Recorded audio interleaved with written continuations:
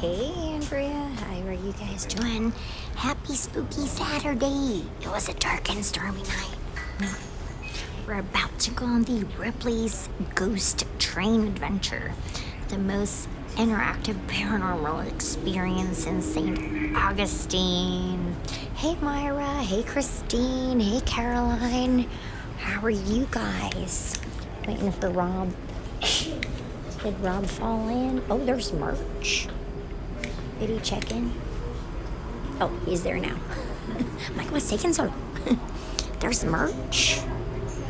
I'm gonna go look at the shop. I didn't know that they had stuff. There's merch. Hi, honey. I didn't know they had merch. No, go. Oh, yeah. Look at the merch later. Too crowded in there. All right.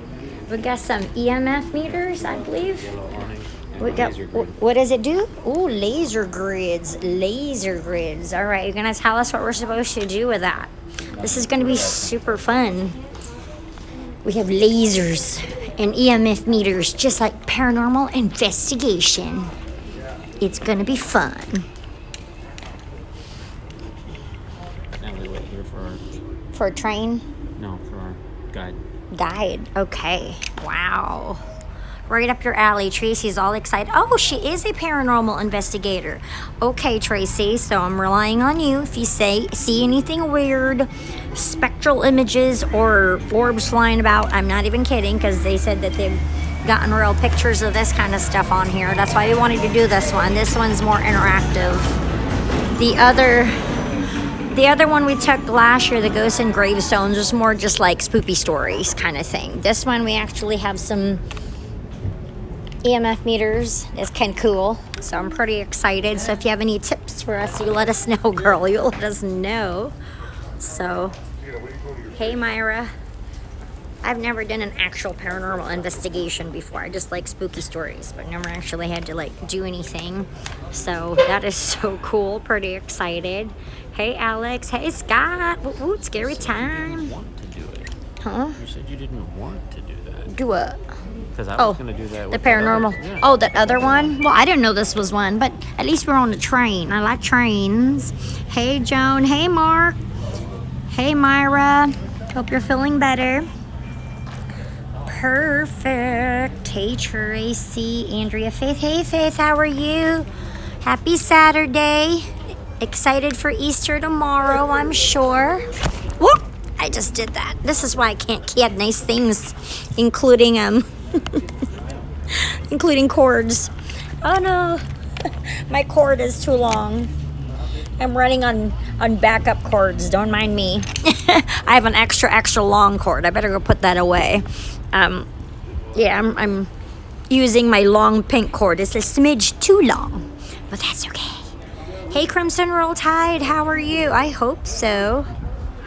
Oh, is that what it's for? Don't shake or hit the EMF, K2 EMF meter, or else it will give a false high reading. Okay, cool. Cool, all in good fun, of course. Hey, Menu, how you doing?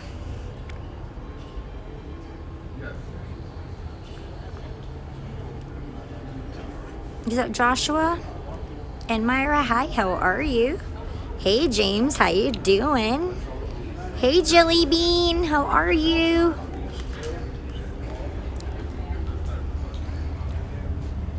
Oh my goodness. Aw, thank you. You're so sweet, Myra. Well, I hope you stay safe. Oh, okay. I gotta keep the camera away from the meter because it won't pick up like cell signal and such. It'll probably go off. Probably. We can actually say, hey, the ghosts are taking our signal. Go figure, right? Awesome. Hold it away from your body.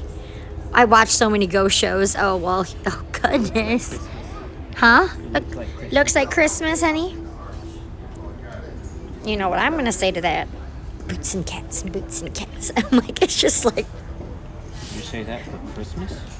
Like, dance. I feel like I'm ready to dance. I'm like, yeah.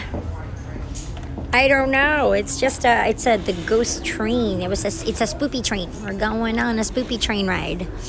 It was part of like the deal we had today with the actual train tour. I like a tram tour. Trams are fun. They remind me of Disney. We're at the Ripley's Museum right now. It's actually a castle. So if you look at it, it's shaped like a castle. Because it was actually a hotel at one point in time. And there were like 2 different owners, and then finally the Ripley's corporate company bought it. And I guess it's the very first one. So there's 36 of them worldwide. Who knew? It's getting cold. I have 3 layers of clothes on. So they can drain your battery and have all my fuel rods. How did you know I had that many? Tracy knows me so well. She said they can drain all your fuel rods. They better not. I'm not going to be amused. Yep. Oh my gosh. It's for fun, you guys. Hey, Sambo. I'm sorry I missed you, girl. Next time you come up, we'll definitely have to hang out. We're having birthday weekend for Rob. Birthday week for Rob. Rob's 29th. You know, he looks so good.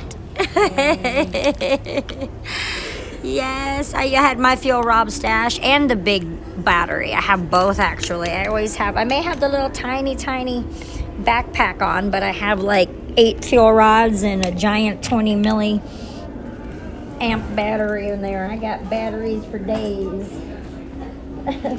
Fuel rod 1. I'm like, don't say that, girl. We need all the juice we can. It's a 90-minute tour, so you guys better strap on. It's gonna be a long one. I know we're gonna be going to some cemeteries and such. And it's actually kind of cool because it's a cool night tonight, so it's more spooky. It's not your typical hot, sweltering Florida nights, you know. So I don't think I'll be able to tell if there's cold spots because it's already cold. I won't be able to have a clue if it's real or not because it'll just feel cold, period. Yeah. Very exciting. Well, we were going to do the walking one. I think that's what we wanted, like you were talking about last year. But although that tour with Mr. Chris was really good, the haunted bar, the pub crawl, that was amazing. That was genius. Oh my, why didn't I ever think of that? That's such a good idea. But he had so many good stories too, though.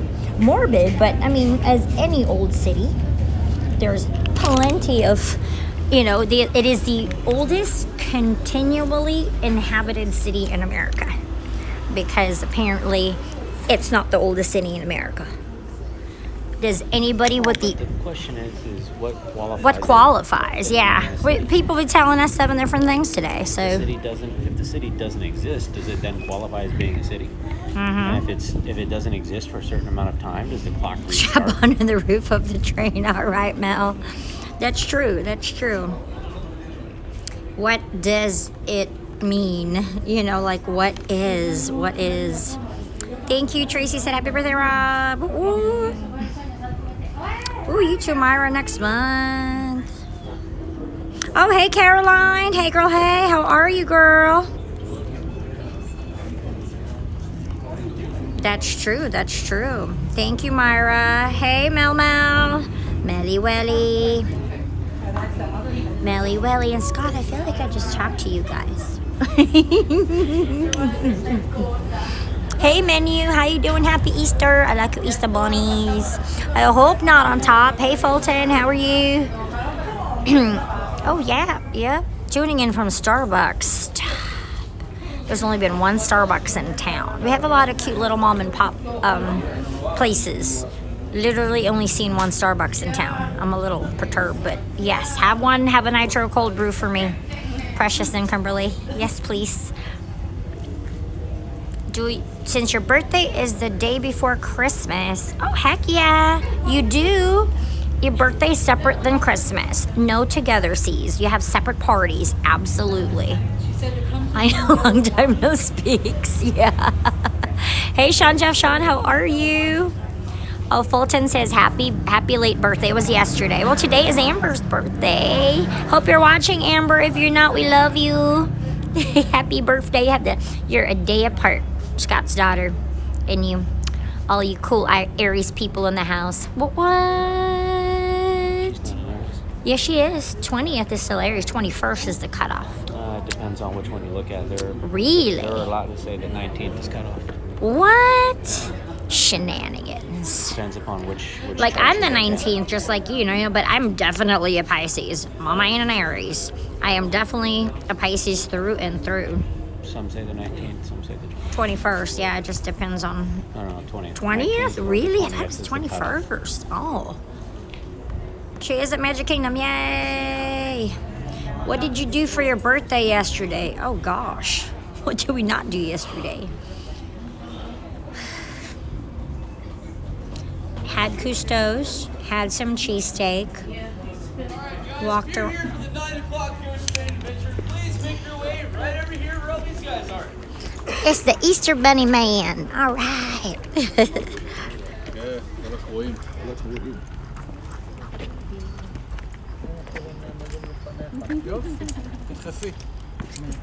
All right. How's everybody doing tonight? Good. Really? That's it? Excellent. I know it's been a long day, you guys, but come on. Spirit's more alive than you guys are. Woo! Try one more again. How's everybody doing? Thank you. That was mostly for my ego, but I'm glad you guys are having a good time. All right, so my name is Jay Woodley. I never believed in ghosts until I actually came face to face with one. For the past 10 years, I have scoured the country to some of the most haunted locations we have to offer, trying to reclaim what I once saw in the video. Now, some of you guys are gonna laugh. Most likely it's because of my stupid bunny ears. But they're awesome. I just discovered hip hop music recently. I'm really into it. Now some of you are laughing because you're probably going, you sound just like that tool from Ghost Adventures. Well, that whole show is based off of my real experience. Or maybe I'm just an overly obsessed fanboy. You never know. It's the latter. I'm totally obsessed with Zach Bagans. But tonight, Saint Augustine, Florida, we're gonna go to 3 of the most haunted locations this city has to offer. Some of them very dark and depressing. Some of them really cool epic pirate battles and all kinds of mayhem and blood and carnage and the stuff that just makes you go, oh, that's awesome. And then we come back to our most haunted location, a place that the Ghost Adventures crew, the TAPS crew, and several other very well-known paranormal agencies have called the Mona Lisa of haunted places. Ooh. That'd be the place right behind you. You'll get more into it as we go on tonight, but this building right here, 75 years ago, Tuesday night, will be the 75th anniversary of a double homicide that happened right inside that castle. We'll talk about that later. Let's talk about the handy dandy ghost tools you guys were giving out. The first one is the most dangerous one, the laser grid pen. Now what we're gonna do with this in the field, we're gonna shine this at a wall, at an object. We're gonna hold it really still for about 30 seconds or so and take a series of photographs. Oh. You're gonna look for anything to cross in front of this grid pattern, and I'm gonna get out of traffic before I die and I become a story on the tour. Gee. But we're going to shine this on a wall, take a series of photographs, look for anything that breaks that grid pattern up. Hand, a shadow, something out of the ordinary. Now, someone's gonna do it, it's probably gonna be a dad, because dads do it the most. Someone's gonna walk in front of the grid and you're gonna take a picture of it, and you're gonna go, oh, it's a ghost! No, that's some guy's dad. Like, he just walked in front of the pin. Okay. It's gonna happen. Happens every night. Now, the thing with this, it's also in the field for seeing things our eyes can't see. But when you put it on a moving vehicle, it does something phenomenal. This really pretty green light, it turns into a set of red and blue lights. That'd be the Saint Augustine PD. Oh. They'll pull the train over, they'll escort all you fine folks right back here to base camp, and they'll collect all these pens. Not only will they collect these pens, they'll collect me. I am the guy wearing fake glasses and bunny ears. I am way too soft to go to jail. I'm not going to survive. So please, don't use them on the train. And speaking of which, please step behind the red light. Our train is coming. Yeah. I'm gonna do video, you can do camera, yeah. Yeah. Taking pictures, honey. You're like, but I'm gonna play video games. That's what you're thinking. You're like, how am I supposed to play video games? Guys, when the train comes to a complete stop, go ahead and jump on. Ooh, it's a spoopy train. I like it. Anybody or anything else. And remember your seat number, it's 1895. It was a dark and stormy night. It was a dark and stormy night. Alright. Rob's like, I don't want to take pictures. I gotta play video games. Ooh, spoopy, spoopy. Ooh, look at the red light. We saw him at the cemetery when we were walking back to the hotel. That was him.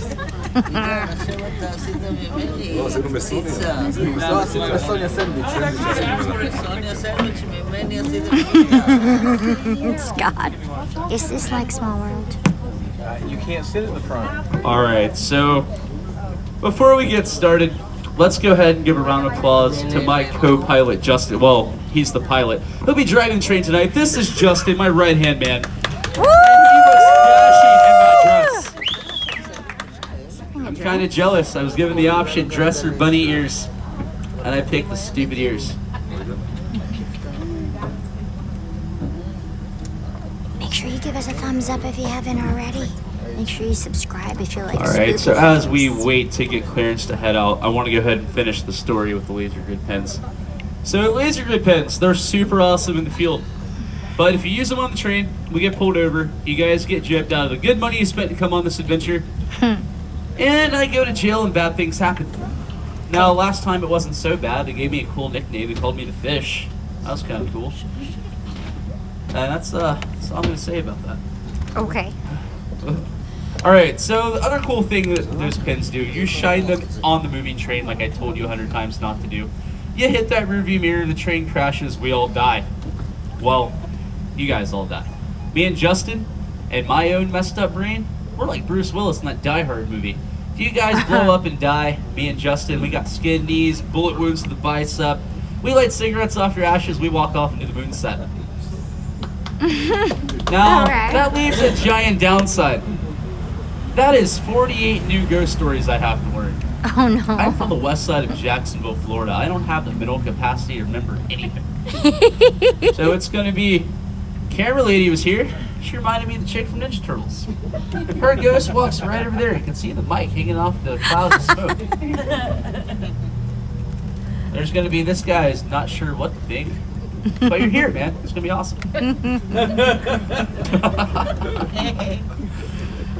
All right. Oh my Wait, gosh. what? It's always Gus. Why does I thought everybody it was pick more on Joey. Gus, man? What did Gus ever do to you? Nothing. I am so hyped up on caffeine and sugar right now, like you wouldn't even know. I feel ya. I had a monster. That's just another day. Sugar-free of monster. life. But I did. He's All funny. right, so before we get this shindig started, Shindig. let me He said introduce a shindig. very important person. Oh, As soon as she's done talking. See, terrific. Jamie's so used to my ego being the important person, she doesn't think I'm talking about her. Aw. I like the bunny ears. Alright, this is Jamie. Jamie runs our base camp while we're out in the field. She's got the hardest job of hanging out with her office cat and watching security cameras. And then at the end of the night, she's got to go from the 4th floor all the way down to the 1st floor and turn off the lights one by one. It's a really old building. There's no central light switch for anything. Spooky haunted building. Hey, John. You know, if you'd let me kick down that one door with the breaker behind it. Alright, are we clear now? Okay.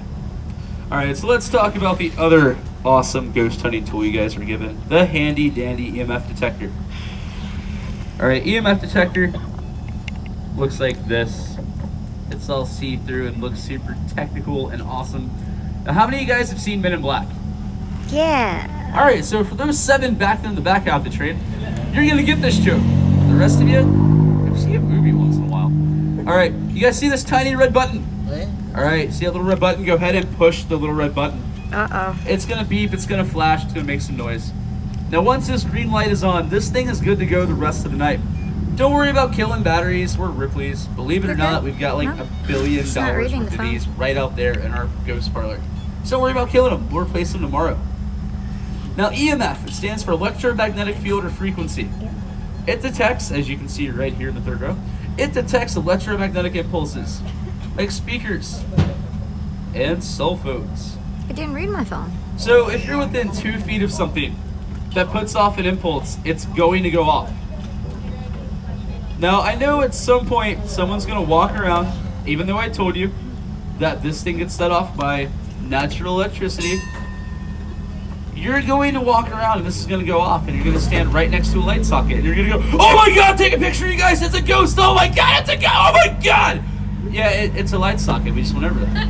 Like, calm down a little bit. Pay attention. But when we are out in the field, like our first location, and we're in the middle of the field where there's nothing that'll set this off unless you're physically touching the lanterns we have along the walkway, and this goes off, take pictures. Take pictures in the immediate area around this. For you kids, you don't have to have pictures of this. You don't have to snap it, chat it, Instagram it, Facebook it, whatever it is you guys do this week. You don't have to do that with us. Just enjoy life in the moment right now and just look at it. It's cool and interesting looking. Okay, Rob's in charge. So that's how these things work. They go off with electromagnetic fields. Can you adjust the mic just a little bit, please, Justin? Is it teeny? Justin! Can you mic me a little bit? We can hear you. Thank you. Fine, dude. I almost had a meltdown because I couldn't hear myself. Oh, okay. My voice is like my second favorite sound in the entire world. Second favorite is recorded sounds of my voice. Alright, so when we're walking around with the EMF detector, and it goes off, take pictures, and you're going to look for things that are out of the ordinary. The most common thing we're going to find in the field are orbs. Orbs are self-contained bioluminescent balls of light. Kind of like those, and those, and those four coming right up here. But they're balls of light, a little bit different than those. These are bioluminescent. They create their own light source. The easiest way to tell an orb from anything else is it glows from the inside out. And it is continuously glowing. Now, energy, they travel in waves and spirals. So a legitimate orb, 9 times out of 10, is going to have a spiral pattern on the inside of it. Now, sometimes in lieu of the spiral, you might see a wave, you might see something that looks like a face, maybe even an object or animal. But the one determining factor is going to be the fact the entire thing is glowing from the inside out. Now, if you catch something that kind of looks like an orb, and it's got antennas and wings and legs and eyeballs, that's a bug. It's not a ghost. I get at least 30 of those a night too. It's a ghost. Don't worry about that. Unless you're definitely afraid of bugs, because then you're going to run into traffic and become a ghost, and I don't have time for that. That's like paperwork like this. Alright, so the other thing we see most commonly are rods. Rods are just like orbs, but it's what we believe orbs to be as they're moving. So you capture an orb, ball of light, and then you catch it while it's moving. So you have the ball of light, but there's a tail coming off of it, kind of like a comet. Same properties as an orb, glowing from the inside out. Doesn't have antennas, wings, or eyeballs. And it's a ball of light that most likely has a spiral in the center of it. Now, if you catch something that looks like a rod, and it's got little stubby things coming off of it, and it goes in a corkscrew pattern, and it's kind of glowy and kind of lit up, that's a moth. That's nothing to pay attention to. Now, I tell you guys these things because this is a paranormal investigation.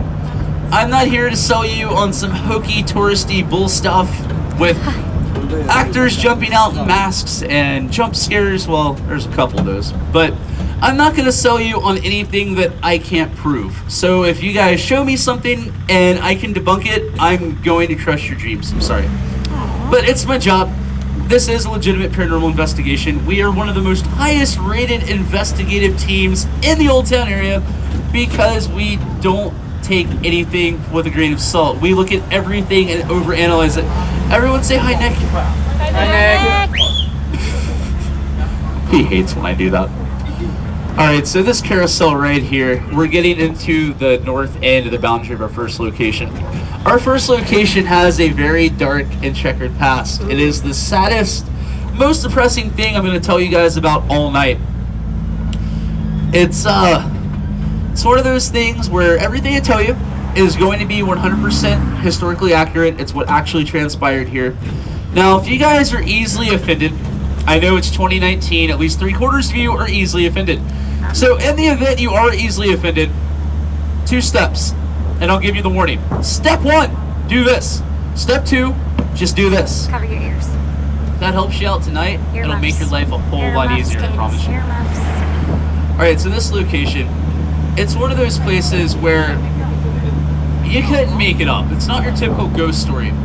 It's not someone got murdered well, people did get murdered, but it's not someone got murdered and now there's a spooky ghost. There's several tiers of things that happen here.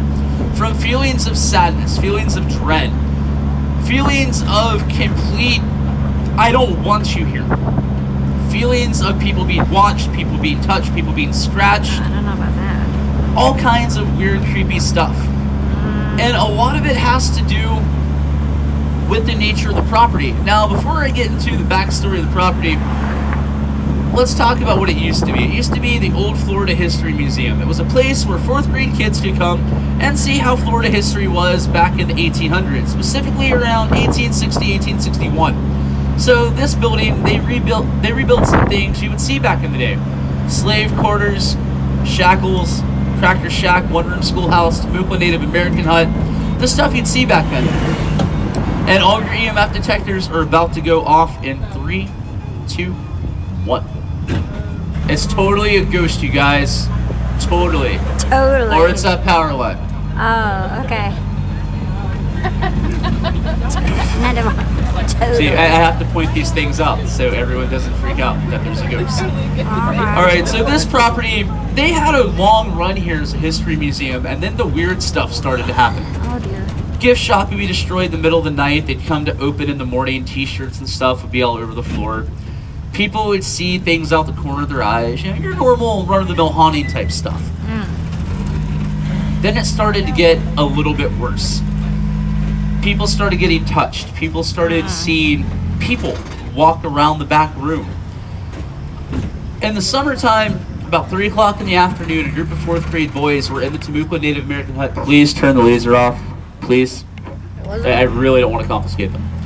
So they turn to the Temecula hut. They walk in, and they see what they describe as an 8-foot-tall shadow man.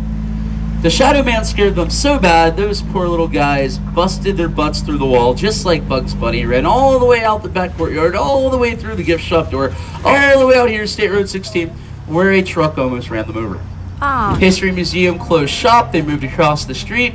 Even worse things happened over there. They moved to Palm Coast, a city that's been around for less than 25 years, where nothing historically significant ever happened. All right, Justin's going to go in and check things out for us. Anyone have a CDL? No. Awesome. In the event something happens to Justin, you take shotgun and get us the hell out of here. I mean, heck, there's kids on this train. Just children. So, Justin, did you shave your legs just for that dress? Hey, Lance. Alright, guys, so I'm going to give you this warning one more time before Justin comes back out. This first story gets really dark, really sad, really quick. So let's keep up the good energy, the good vibes. It'll make things a whole lot easier for us, I promise. Go ahead, step right off the right side of the train. Walk right inside that parlor, and I'll meet you guys in about 33 and a half seconds. Feel like the little Miss Tuffet sat on a tuffet eating cards. Hang on, I'm stepping on you guys. Hang on. Yeah. Hang on. They're all looking at the floor. Don't be scared. You want me to hold one of them, honey? If I'm going to take pictures, you have to do that. Yeah, I have to hold them. Me.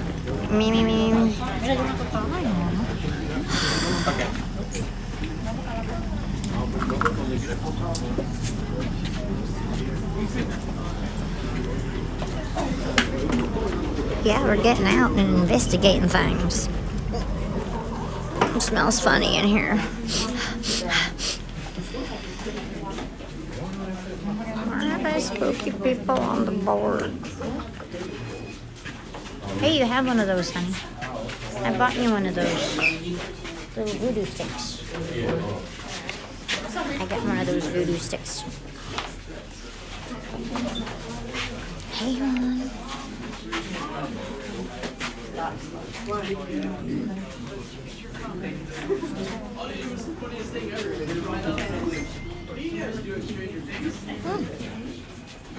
Already? Hey, Heather. Hey. Alright, let's go ahead and get to the sad part. Pay attention to all these pictures around you. These pictures were drawn by a forensic sketch artist as what was described to him from a psychic medium. We turned those sketches over to an oil painter. Every portrait here is what the medium said the spirits look like. Now let's go outside and let's do the sad part first. As soon as I figure out how locks work. There we go. That's nice.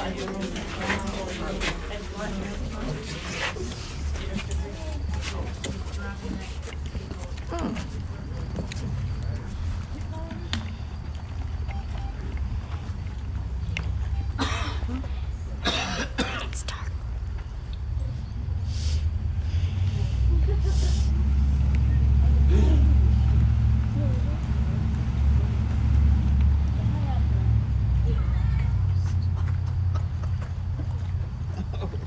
Alright, well everyone's gathered now. This is the part of the story where if you're easily offended, ear muffin. What I'm about to talk about is very sensitive to a lot of people. But this is what really happened here. When you do a paranormal investigation, you have to understand the events that transpired to cause the spirits to behave the way they do now. The kinds of activity, the kinds of feelings we get here. You have to understand what happened to these people that caused their spirits to behave in the manners they behave. So for some of you, what I'm about to say might make you uncomfortable. It might tug at your heartstrings. It might make you a little angry. It's okay. Those are natural human emotions. It's okay to feel that way. Just keep in mind, try to stay positive, try to be happy. And if you do get offended or upset or it's too much for you, ear muff it, walk away if you have to, that is fine. Just keep in mind, these are actual facts that happen here. Everything I'm about to tell you is 100% true. That's good? Good. All right, so this was a Florida history museum. That's why we have these structures here. Kind of like the movie Poltergeist. It's not the building here that is haunted. It's the ground. This was the north end of the George Fairbanks plantation. George Fairbanks was, if you believe the Historical Society, a good man, an honest man, a fair man, just a good old boy plantation owner who also ran the Historical Society and signed their paychecks. Now, through the years, we found out how George Fairbanks really was. He was the kind of plantation owner. I'm gonna use you. All right, you're dead. You died. You got heat stroke. You're dead. You're picking oranges. You only had one handful of water over the last 8 hours. You're dead. She drops down to the ground. Papa Fairbanks comes walking up. How dare you die, you lazy dog! All of you, look at her! She had a job to do! She had to pick oranges. The baskets aren't full. The plants are still up there. She died. He would then spit on her body and kick her a few times, as he told all of you. Get a shovel, put her in the ground. Any of you cry, any of you make a noise, any of you show any sign of sadness for this lazy piece of stuff, right here, 10 lashes, every one of you. Put her in the ground, get back to work. That's the kind of man Fairbanks was. Now, if that wasn't bad enough, we had a bad freeze come through here. Believe it or not, in Florida, we actually have more than 3 days of winter sometimes. About every 60 to 80 years, we actually get a polar vortex. That happened to this plantation. All those orange trees died. When you have an orange plantation, those trees die throughout the orange game. It takes 15 years for those things to grow and produce fruit again. Oh. So Fairbanks being rich and having other plantations, he went to Amelia Island. He left everybody here. The horses, the mules, the chickens, buildings, his 54 slaves, all stuck here. Now, Fairbanks was a decent man. He could have done something really, really nice for these people. He could have signed a freedom paper. He could have gave them their freedom as free men, gave them a chance to actually do something with their lives, open shops, get jobs, do something other than stay here, starve, and freeze to death. But Fairbanks was a terrible human being. Slaves start off, they have to eat the horses, they have to eat the mules, they have to eat the chickens. 10 of them die pretty quick because of the cold weather. Those 10 bodies were found right outside State Road 16, right in front of this building. This used to be a clay road called Piccolata Road. This was the boundary line for the plantation. When they were paving State Road 16, they found 10 of the bodies. Leaves 44 more we haven't found yet. But we know through historical records they're here somewhere on this side of the property. Now we had an auto writer come in. Auto writer, she's a spiritual medium that goes into a trance. You give her pen and paper. She writes down whatever the spirits are telling her they have to say. We got a lot of voices from her, but the one that's most heartbreaking to me is Venus. Venus, if you guys took 4th grade history, you know there were several different levels of slavery. It was all really bad. It wasn't cool to be a slave no matter what. But some of the slaves had it slightly better, just slightly. Venus was one of those. She was a horse breeder. She got to breed the horses, break the horses, feed the horses, groom the horses, shoe the horses. Compared to being out in the fields, she had it a little bit better than everyone else. But she was the matriarch. She was the mother figure, the spiritual advisor of this group of people. They all looked to her for advice, for hope, for answers. The auto rider come in, and she immediately ran right over here to the stable facade and just starts writing. My name is Venus, married to Tom. Buried here. I'm sorry. I'm sorry. I'm really sorry. This is where it gets heartbreaking. All the feelings of remorse and sadness I talked about emanate from right here. She was the matriarch. She was the spiritual leader. She was the one these people looked to for hope and answers. How would you guys feel if you had to walk up? Don't worry, child. Don't be sad. Don't be scared. God's going to come in and give us salvation, my child. He's going to come in. We're going to be saved from this place. 2 hours later, we're putting him in the ground. Venus had to do the hardest thing of everybody. Sure, they were all starving. They're all freezing. But Venus, she had to look everyone she loved and cared about dead in the eyes and lie to them, telling them it was going to be okay, knowing they were all screwed. There was no coming out of this alive in any aspect at all. That's Venus. It's the one that bothers me the most about this place. None of them had it good, none of them had it easy. But this woman had to lie up until the day she died to try to bring some kind of hope to a hopeless case of people. All right, so that's the background information of this place. Feel free to walk around, start investigating. Cemetery's open, Tamukwan Hut's open, and Cracker Shack's open. Everything else you can walk right up to. Our most active areas are the stables, the Tamukwan Hut, and the swing set with the creepy doll in it has been really active the past week. Okay, let's start Now, there. if you guys find anything, you want me to check out pictures, you have questions, feel free to grab me. Where do you want to go, Muffin? Creepy swing it is. Where? Because that reminds me of that cemetery that has the... They wanted to run You're gonna take it?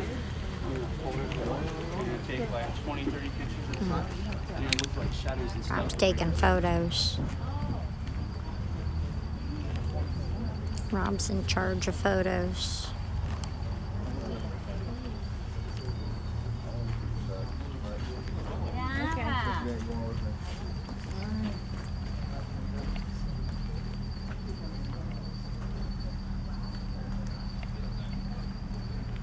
Cemetery, honey?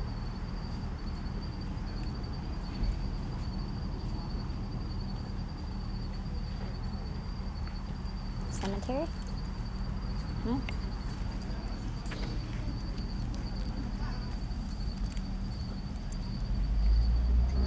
Hey Belladonna, hey girl, that's so nice of you. I can't believe you came down.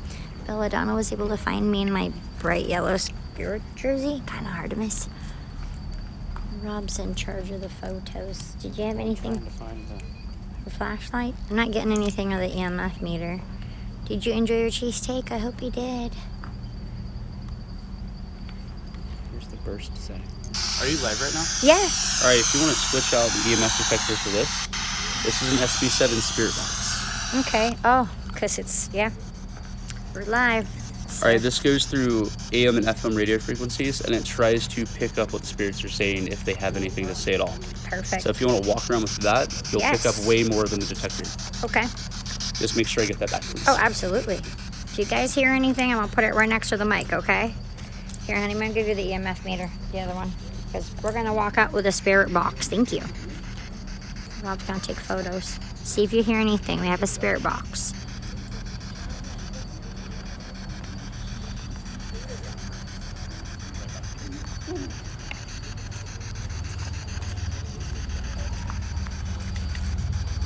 Don't be scared, Melanie.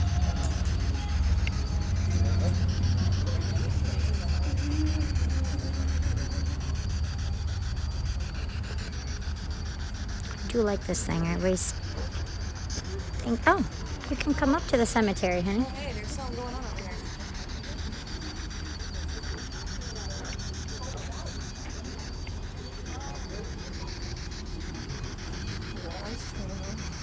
Yours is going on? Yeah, mine's just going off like crazy.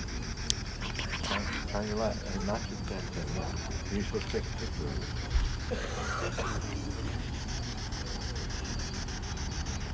Let's take a picture of it. Mom's not going to take a picture.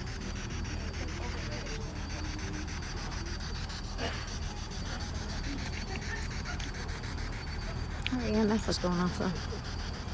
Her EMF was going off.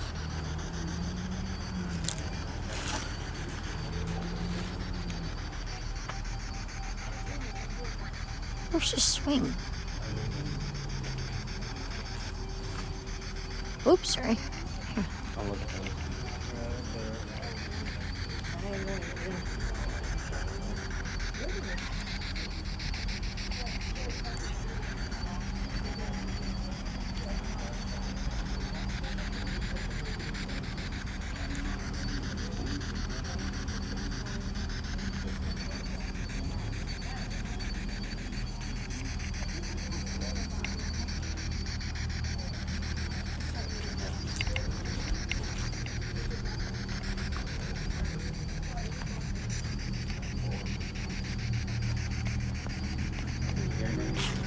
I always wanted one of these though, because this to me, anytime I watch any of their shows, this is the only thing that they can ever hear somebody talk. You can hear them say stuff usually. Oh, that's a street. Where's that swing?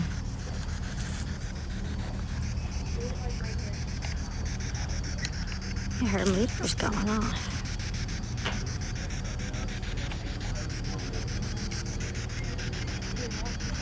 Wanna go by the swing? You mean this swing? The horse? Over by the horse, you said?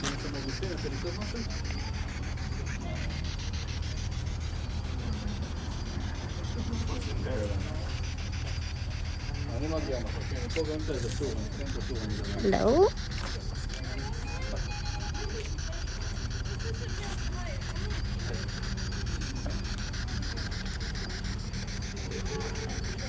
Where you going, Ham? Alright, guys, it's time to start loading back up on the train. Anyone here? No, listening. Anyone?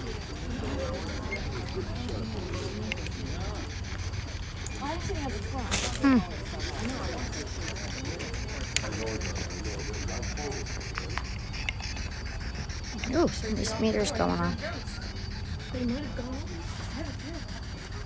Yeah, like in the movies where they like run. Hello? Anyone here?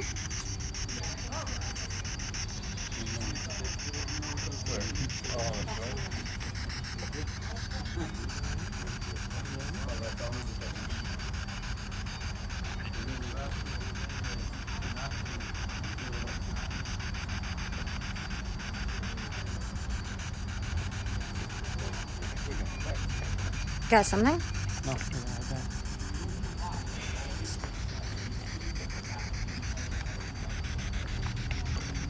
Hello? Oh, anyone here? Hello? How are you? Hello?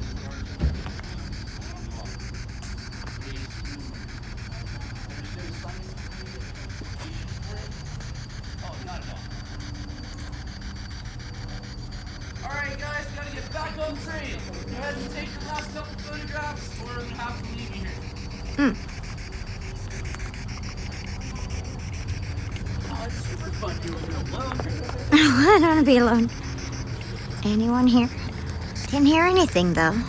But If it goes through, you'll hear a really clear voice. oh, Do we gotta use a flash or not? When you're not using the pen, I prefer flash because it illuminates dust and things.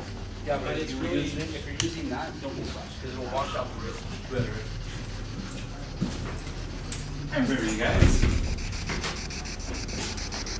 Rob's taking photos. These are These are all oil paintings of all the ghosts that are here. Go ahead. Go ahead. Okay. Next spot. I don't know, man. Let's leave it up to these guys.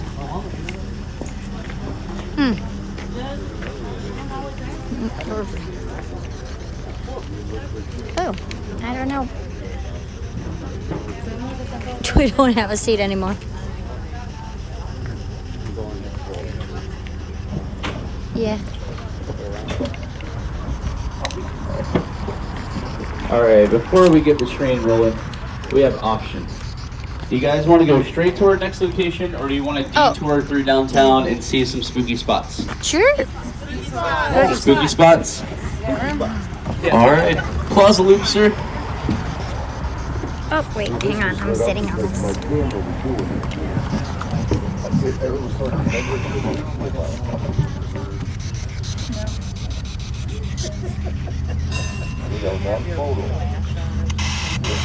Whoa. What'd I do? Alright, we have everybody, right? See you later now. What did I do? It's only a mile and a half walk. We'll be okay. What did I do? I don't know. I'm not looking at it. Alright, so our next location. It's power lines again. Don't freak out. Oh, okay. Alright, so our next location. It was the center point of most of the city. It's the Castillo de San Marco, the fort. Now, the Spanish, What did I turn off? they've always been a really prideful people. They are today. They were especially prideful back then. To the point, I was borderline psychotic. Sometimes they were so Turn it prideful, off. Tracy said I changed even the though their heart was frequency. in the right place, I'll it just have didn't them work reset out it. the way they wanted it to. Now, the first one I'm going to talk about, you probably heard his name at some point throughout the day. It'd be Pedro Menendez, the spirit of the butcher of Abeles. Now, Pedro Menendez, I can say a lot of amazing things about the guy. He was a brilliant tactician. He was a brilliant This isn't the warfighter. trolley He was tour. a This is great the leader. Ripley's But ghost tour. he had the nickname the Butcher. Obviously, something wrong with him. You don't get a name like the Butcher just because you're a cool guy. You had to do some stuff. Now, King Philip II of Spain sent Pedro up here to Saint Augustine to watch after Florida. See, the French, after 50 years of the Spanish being in Florida, the French decided they were going to move into Florida and see what they could do here. Spain wasn't having it, so they sent their best man to handle the problem. They send in Pedro Menendez. So he goes to Fort Caroline, right outside of Jacksonville, and him and his men decide they're going to make a point to the French to get out of Florida. So Pedro, kind of like myself, I'm an entertainer, I'm a showman, but Pedro, him and his men start attacking the French, and instead of just shooting them, stabbing them, blowing them up, you know, the normal way you make a point to your enemies, they start holding down the Frenchmen. They start plucking their eyeballs out. What? They start flicking the eyeballs at each other, flicking their eyeballs in the river, and flicking their eyeballs at the people whose eyes they're plucking out. That's nice. Dude is a little screwed up in the head. Now, as if that wasn't enough, and Pedro didn't have his point made, he decided he had to kill everybody. But instead of just slitting their throats or shooting them in the head or, you know, putting them down humanely, wasn't Pedro's style. He's the butcher after all. So they cut everybody from collarbone to belly button, rip their guts out and hang them from the trees. Because Pedro Menendez was the Martha Stewart of decorating trees with French people guts. So Pedro Menendez, as if all that wasn't enough, you don't do something that horrific without letting everyone know you did it. So he writes a letter. I, Pedro Menendez, the butcher of Abeles, did this. Not because they were French. No, because they were Protestant. See, they were Catholic. And that's a running theme with Catholics, with Catholic Saint Augustine. If you were Catholic, Spanish didn't have much of a problem with you. But if you weren't Catholic, they'd kill you. And they'd kill you in some really messed up ways. So Pedro's coming back to Saint Augustine. He gets word from the local Timucuan Indians that there's a whole bunch of Frenchmen shipwrecked off of Anastasia Island. I mean, John Revolt and his men. So Pedro and his boys, they go up to Matanzas Inlet, and they're going to intercept the Frenchmen that are shipwrecked. Now, again, showman, entertainer, slightly deranged. Pedro and his men show up wearing the blood-stained, bloody, nasty, stabbed, beat-up armor of some of the French lieutenants. And they go to meet with John Revolt. For 3 days, they deliberated and tried to come up with a peace treaty. Hey guys. And then Jean Revolt had this great idea. There's not that many Spanish.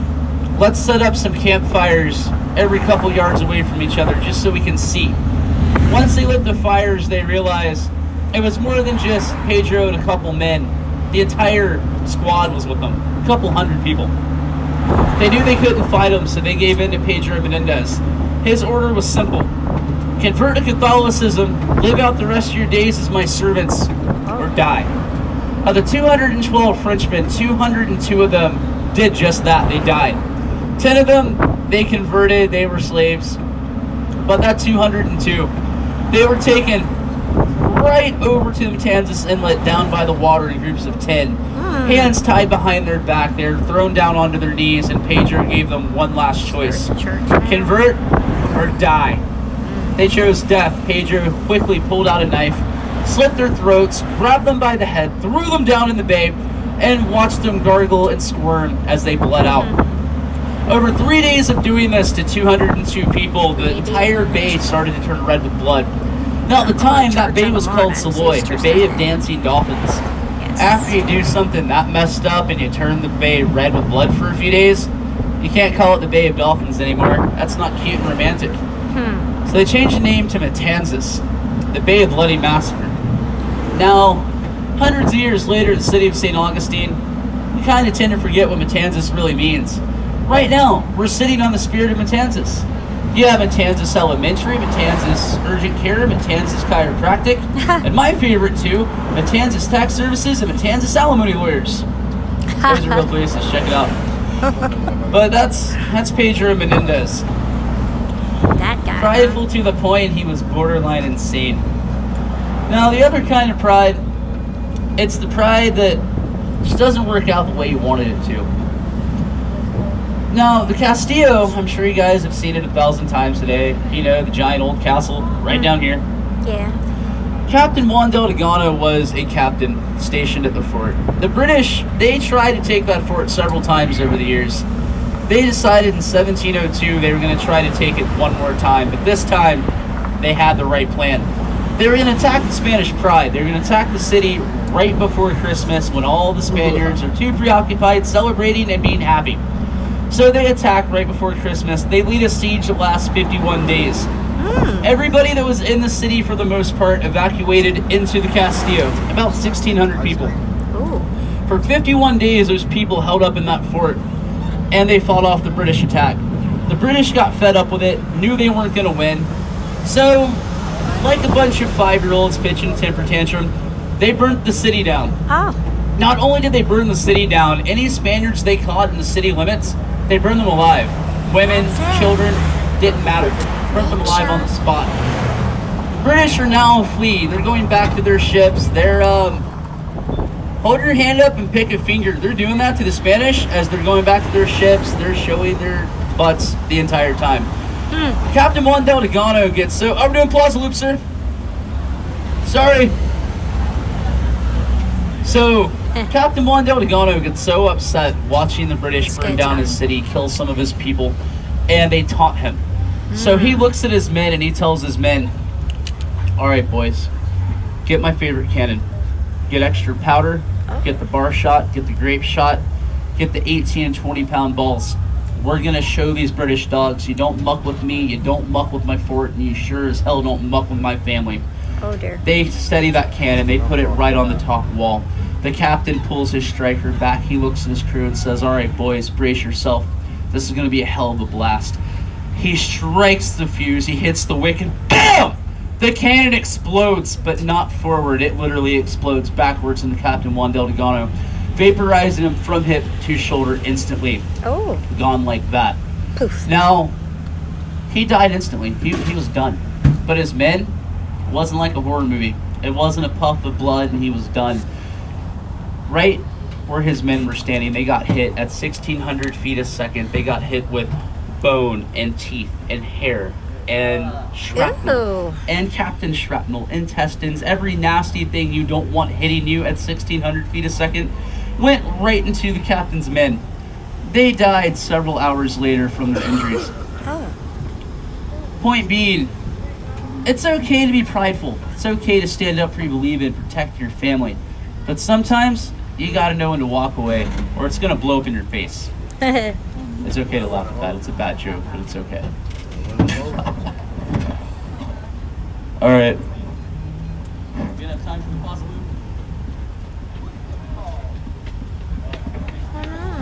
Thank you, sir.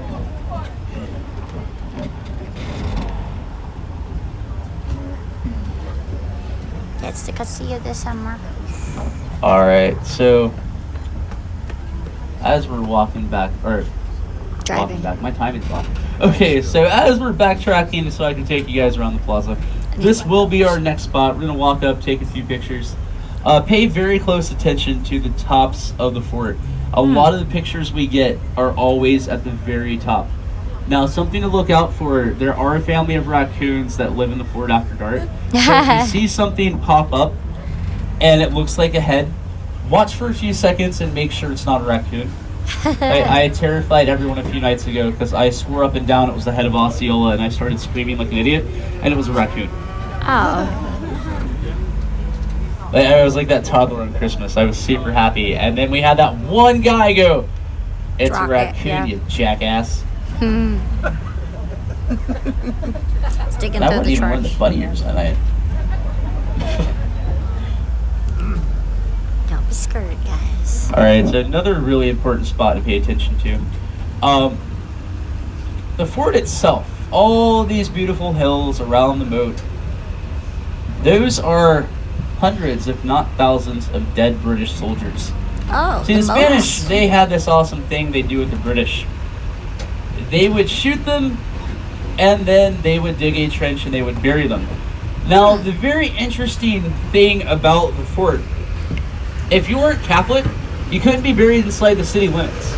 Only Catholics got buried inside the city perimeter. So on this half of the fort, there are no bodies buried here. They were all thrown outside the line, like where that wooden fence is that goes up to the city gates. That's the Kubo line. That was the outer perimeter guide to the city. So when the British were killed, they would drag their bodies out. If they died on this side, they would drag them out over the city line, and they would bury them in trenches on the outside of the city. Great. Tron car. That's also something you'll notice with the Huguenot cemetery. Huguenot, Protestant, not Catholic. That's why the cemetery is on the outside of the city gates. It has nothing to do with, it has nothing to do with the yellow fever or any of that. It's all because they weren't Catholic. The Catholics are buried at the Talamato Cemetery on the other side of the city in a nice and fenced in area. And the only reason That's loud. This is history, y'all. The only History. reason there are tombstones inside the Huguenot cemetery is because people had money and they could afford tombstones. If it was anyone else, just like the yellow fever outbreak, they would all just be thrown in a hole with a wooden cross. Alright, now we're back on track. Take you guys around the plaza real quick. We'll talk about a little bit of modern Saint Augustine history. Let's talk about 1920s Saint Augustine. St. Augustine in the 1920s was a lot like the Casablanca Inn. So the innkeeper, her inn almost got shut down. She needed a way to get money.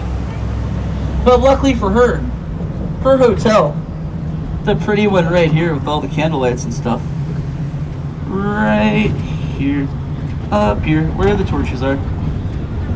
The torches? She had an right awesome view of sight right over here to the bay.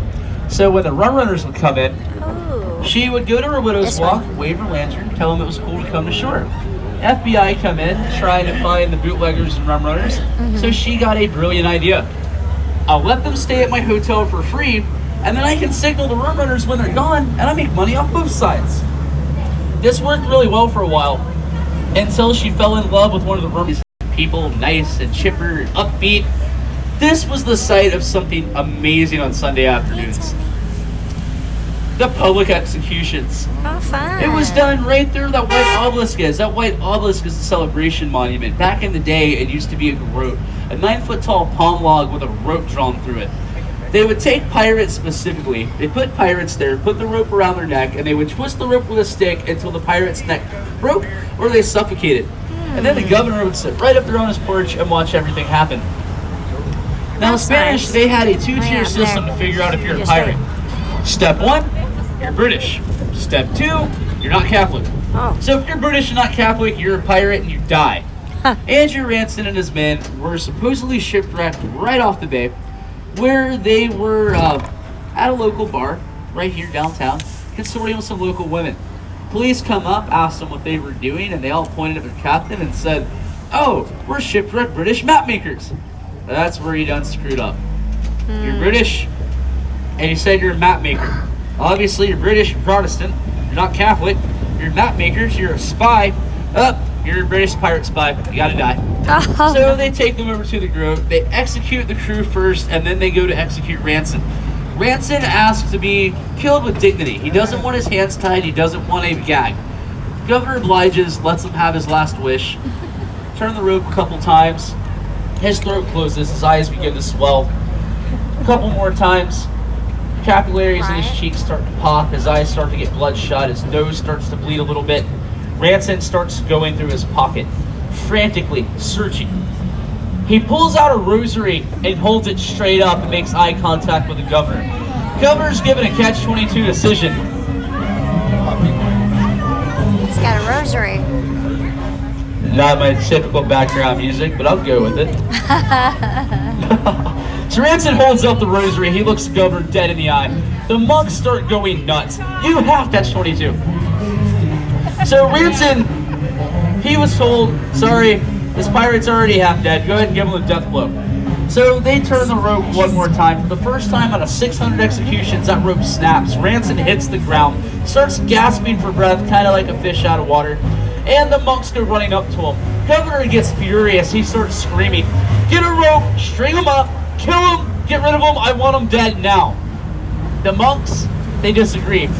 They tell him straight up, God broke that rope. That was an act of God. That rope was never broken before. God broke that rope to save this man. But I like to take people by there, not because Ranson haunts the place. He never died there. So he wouldn't haunt it usually. But sometimes you walk down by that road and you can feel this feeling of overwhelming happiness. Kind of like every once in a while Ranson comes back just to remember that day he almost didn't see the next one after that. Right? Alright, let's see how much time we have.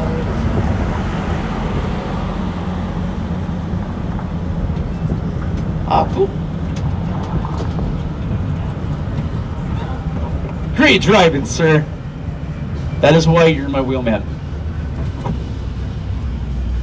Alright guys, we have about 10 minutes or so here. We don't have a lot of time, but I'm going to walk you guys right up to the top. That's the main point of interest anyway. Yeah, Chris told Let's go us ahead the and story step off about for me, Andrew guys. Ransom. Oh, can I have my meter? I'm going to have him turn it back on. Do you know how to turn it on? Here. I'm working on it. Hold on. And make sure it's the right frequency. I think it's 106.7. 106.7, 106.4. Here, I'll give it to him. I don't know. I done turned it off because it was beeping funny. Oh, sorry, I'm not getting that. Oh. We'll go. Okay. Hang on. Ah. I'm gonna have to have him turn on my spirit box. Wait, come back. I wanna hear things. Johnny Depp, what? Where? Stop.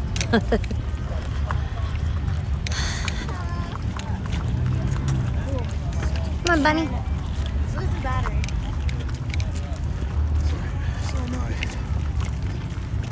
So we gotta go to the tippy tops. And you gotta take pictures of the tippy top raccoons. The raccoons on the tippy tops. Alright, here I'm gonna have them turn on my meter because I don't know how to turn it off.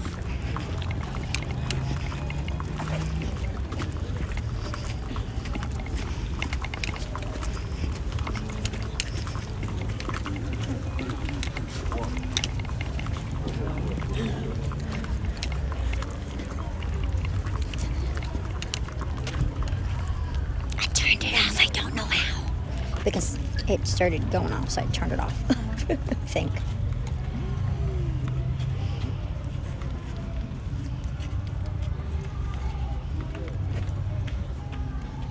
I turned the volume down. Oh, That was it.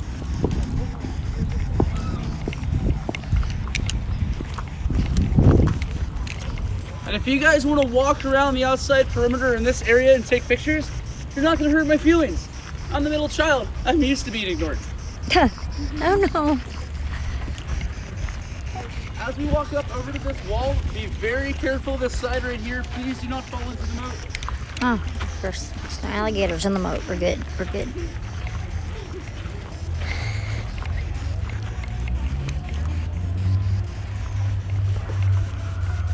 Hello? Anybody there? Oh, some people are down there with a puppy. Oh, that's not very scary now, is it? Wait. Hello? Alright guys, so this side of the fort is kind of how many guys have heard of Chief Osceola? Yes. Alright, that one person, awesome.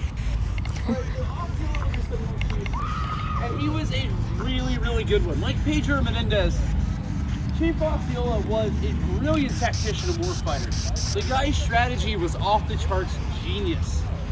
To equate that to American soldiers, kind of like Patton, kind of like Mad Dog Mattis, like dude was just a genius. Eventually though, he got captured. Not because he lost, not because he was outnumbered. Well, he was outnumbered a little bit. He agreed to a peace treaty with the Americans. Him and his men showed up with white flags, kind of like you see in cartoons. And instead of being greeted with white flags from the enemy side, he was greeted with rifles and cannons and an entire army regiment surrounding him. He was captured, he was brought right here to this fort, specifically on this side. He started to get sick, he started to get very ill. And in local mayor, because we have a history of really weirdo mayors in this town, named Dr. Whedon, he offered to be Osceola's personal physician. Now, Dr. Whedon, he was a phrenologist. A phrenologist is the kind of guy that reads the bumps on your scalp. Kind of like palm reading is a low crap science, nothing to back it up. But he felt if he could get a hold of Osceola's head, he could feel the lumps on his head and figure out why he was so good in battle. So as Osceola gets sick, Dr. Whedon says, I'll be your personal doctor, but if you die, can I have your head? Because that's totally something you want to hear. Osceola says, no, you can't have my head. I have to have my body intact to go to the great hunting ground. No, you cannot have my head, you weirdo.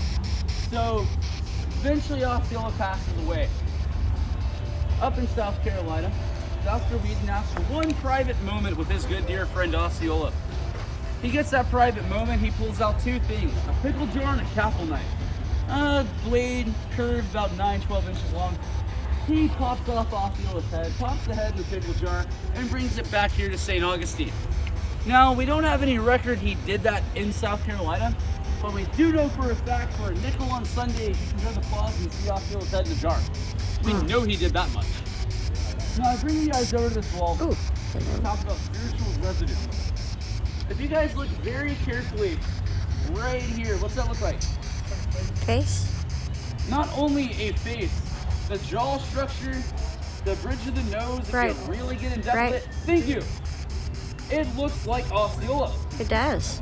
Even more astounding, his cell was on the other side of that wall. Really? Yep.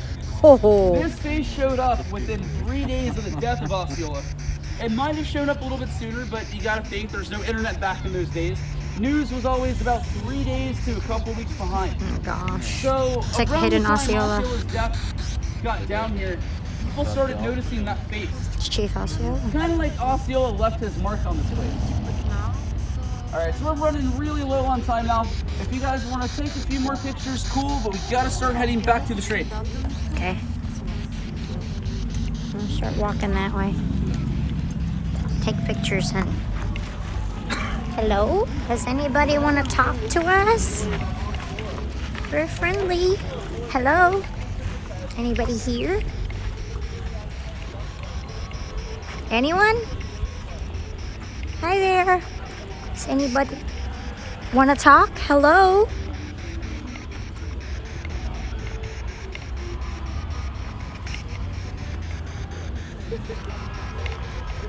Hi there.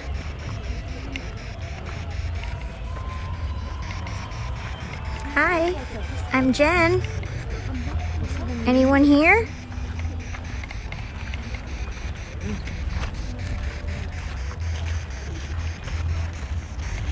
Hello? Does anybody want to talk? We're listening.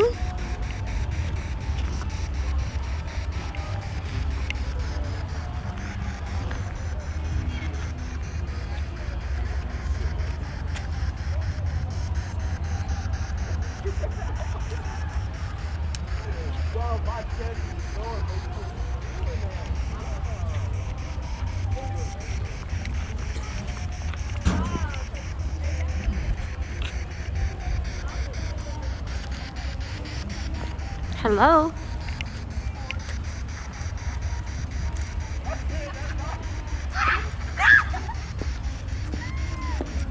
I know, hi sweet pumpkin kitty. Ooh, I hear it go up, but I never hear anything. Does anybody want to say hello? Anyone here? Hello?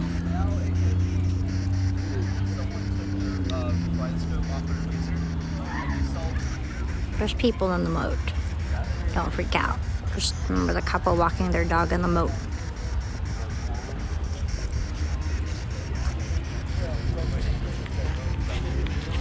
Oh, puppies.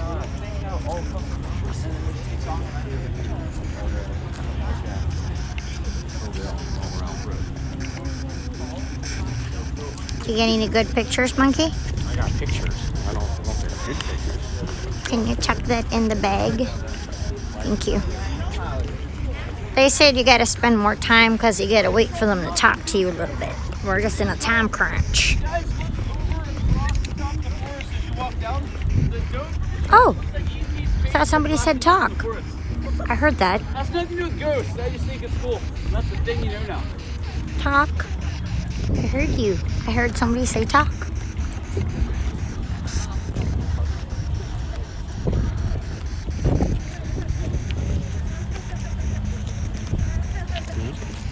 I heard something say talk. But you gotta ask them to talk to you. No, not now. But you have to talk to them to talk to you. Does anybody want to talk? Anybody want to talk? Yeah, they said the SB7 is not a good tool if you're in a hurry. You gotta take time. See, now you're gonna make me want to come back with my own doohickey and do this some more, because this is fun. Do you want to talk? I need one of those. I need it. Oh, we're not gonna get seats again. Rob's trying to talk to somebody. I heard the word talk. I heard somebody say talk.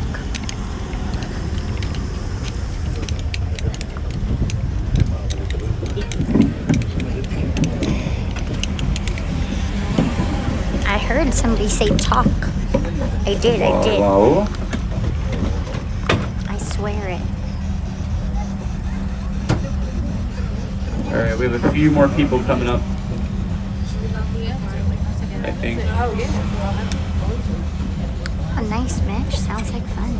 It's like paint drying. Do it. Yes. At the fort? Yeah, there may be women at the fort. Women and children. Yeah, they did the cooking and the cleaning. But it's a fort. I assume there was a lot of guys because it's a military fort. That it could be a woman or a child.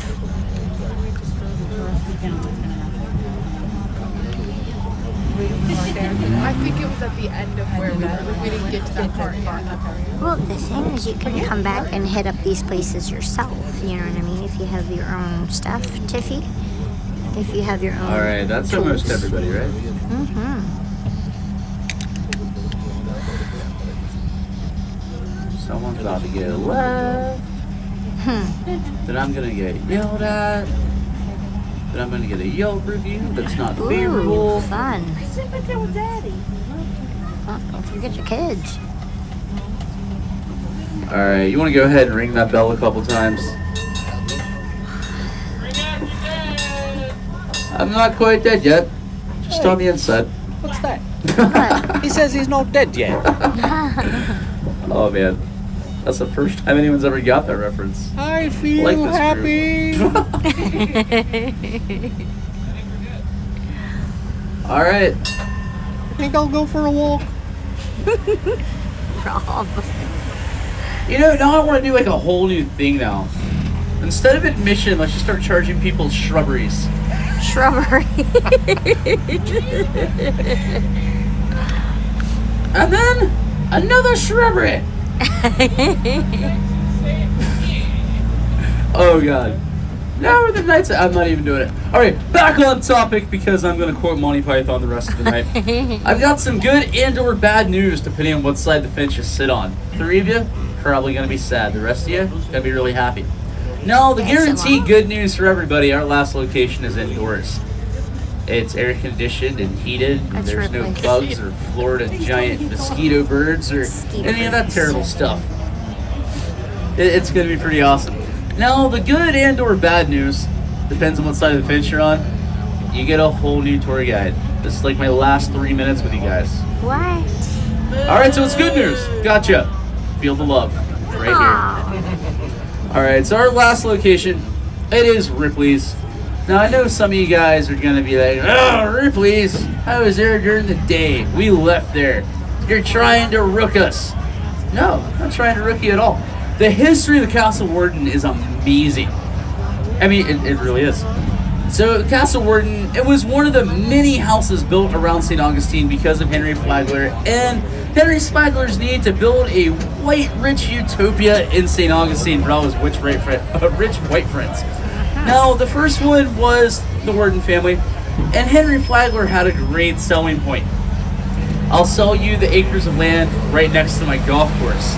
And you're probably, oh, history's not that boring, man. So Henry Flagler tells him, I'll give you a lot of land right next to my golf course. Now you're probably looking around. There's Ripley's, there's the Park Service, where's the golf course? See, Henry Flagler, that was a man that respected historical monuments and battle sites. He built a 9-hole golf course right over here in this area. With the castle and everything, it was like one of the first putt-putt golf courses in the world, probably. They eventually covered it up. But, oh, quick point of interest. This is the Kubo line. So all the dead British guys were moved to this side of this line because this is outside the city boundary. So all these trenches and mounds here are piles upon piles of British bodies, including underneath Ripley's. But back on top of the Castle Warden. Castle Warden was built for the Warden family and their 14 daughters. Imagine 14 girls trying to share one bathroom. Scariest story you'll hear all night. So they left the castle, Depression hit, and the castle became a spot for vagrants, panhandlers, drug dealers, a voodoo queen by the name of Missy Dean, all kinds of irreparable people. Missy Dean's room was found to have over 28 different human bones inside it. And not different as different bone pieces, they were identified from 28 different people. Oh.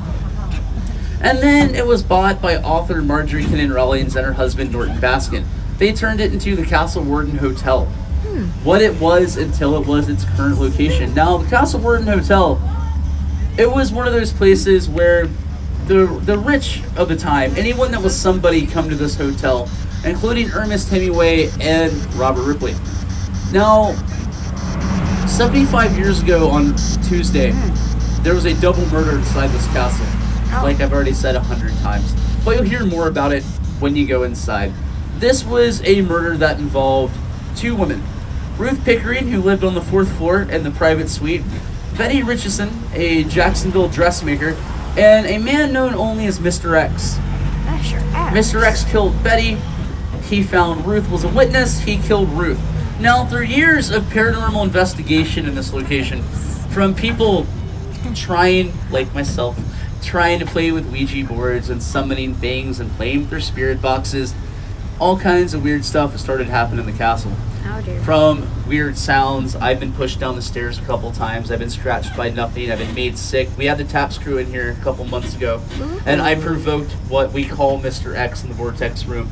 Me personally, if you're familiar with Ouija boards and how they work, I think it's the Zozo demon. It's definitely a demonic presence in the Vortex room, and you guys are going to go there soon. Oh, lovely. I'd go with you, but I kicked down too many doors. Not allowed inside anymore. But this place, above all the weird stuff that's gone on inside, years personifying a character, giving it life, and people coming in with their own spirit boards and their own crystals and doing their own weird things.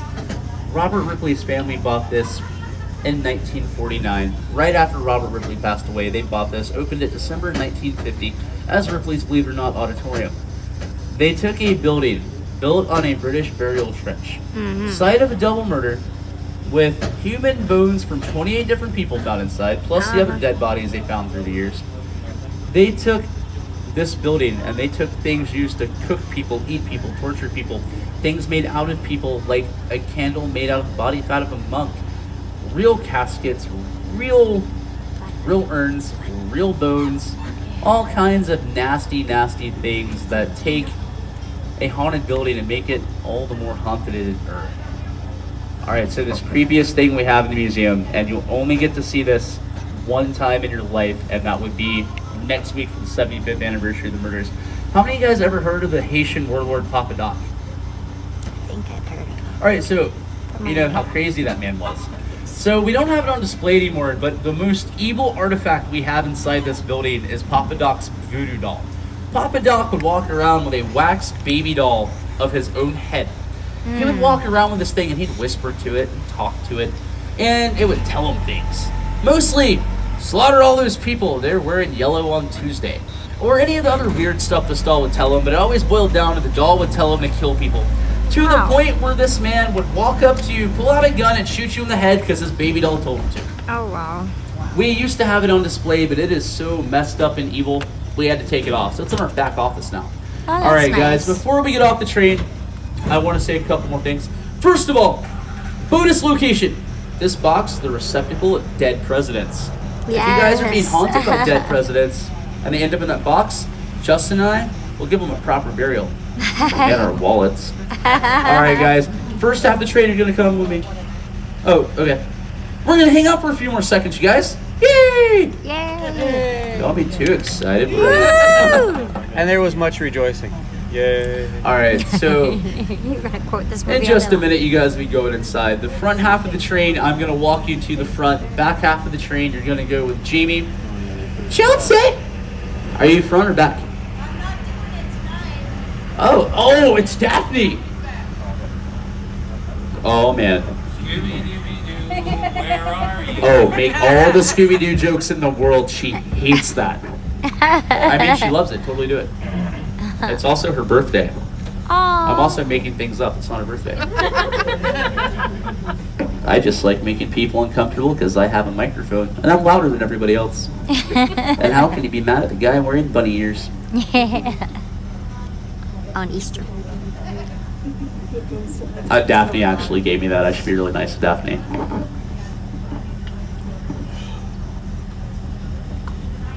La la la. Alright, so all the other weird stuff we have in here. We have the voodoo doll.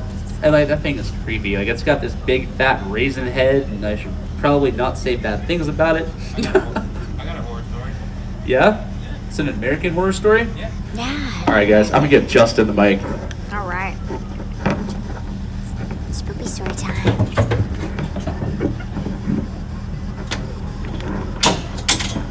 Hi guys, Hi. Justin. I'm your driver. My name's Justin, and I like alcohol. That, he just got out of AA today. He just got his 30-day token. woo! Anyway, That's why we make the time. so there's a vessel here that landed on a dark, stormy night. The crew are laying around the campfire. The captain goes, "Pedro, tell us a scary story." Pedro goes, "It was a dark and stormy night." And the captain goes, "Pedro, tell us a story." It was a dark and stormy night. And the captain goes, "Pedro, tell us a scary story." I could go on all night, guys.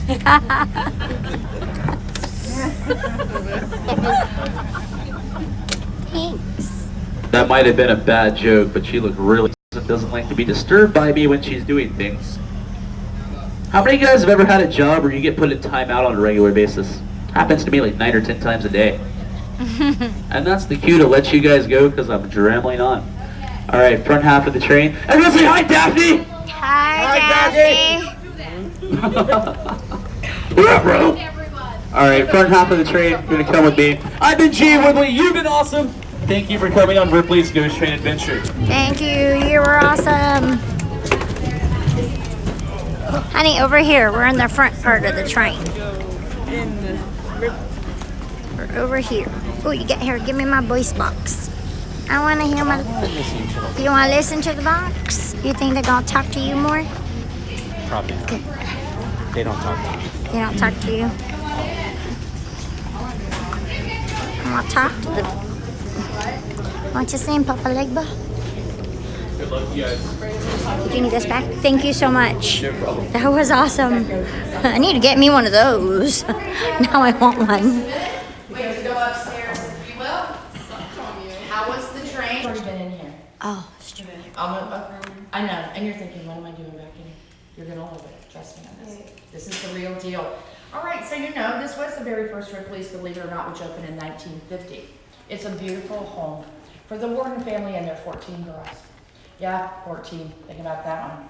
The scariest part about that for me was there was only one bathroom in this building. Yep. And these folks were part of Standard Oil. They were partners with John D. Rockefeller and Henry Flagler, and they took off during the Great Depression and left this thing abandoned.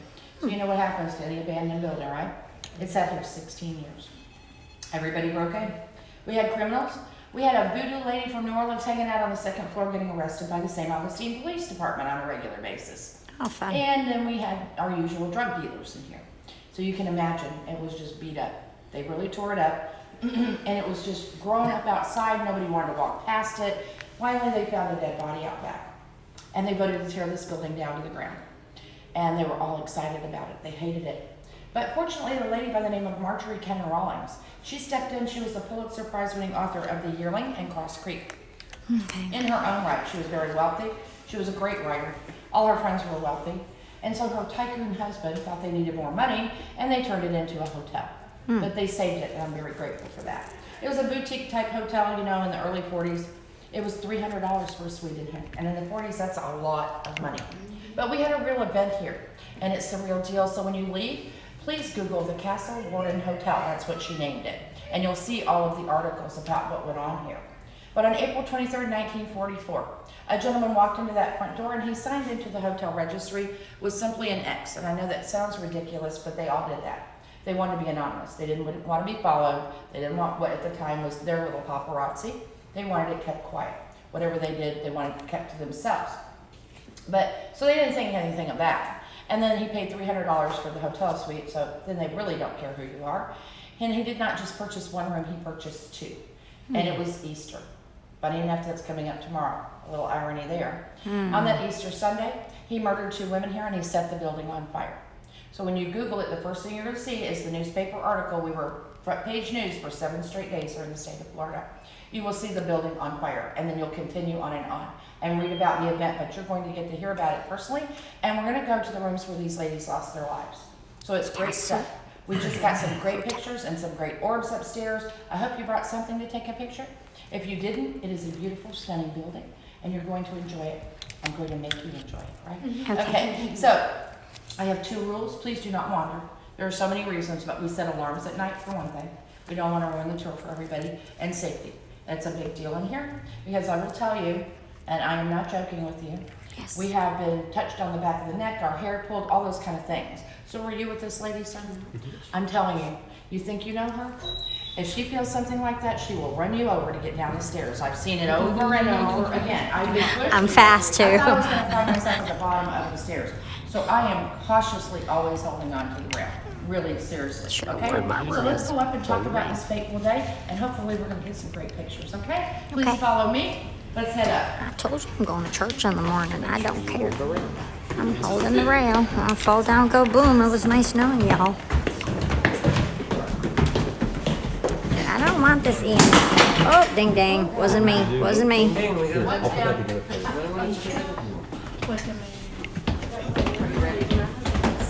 Stairs. It's always stairs. I'll be right behind you. Just don't leave that room. Stay in the room.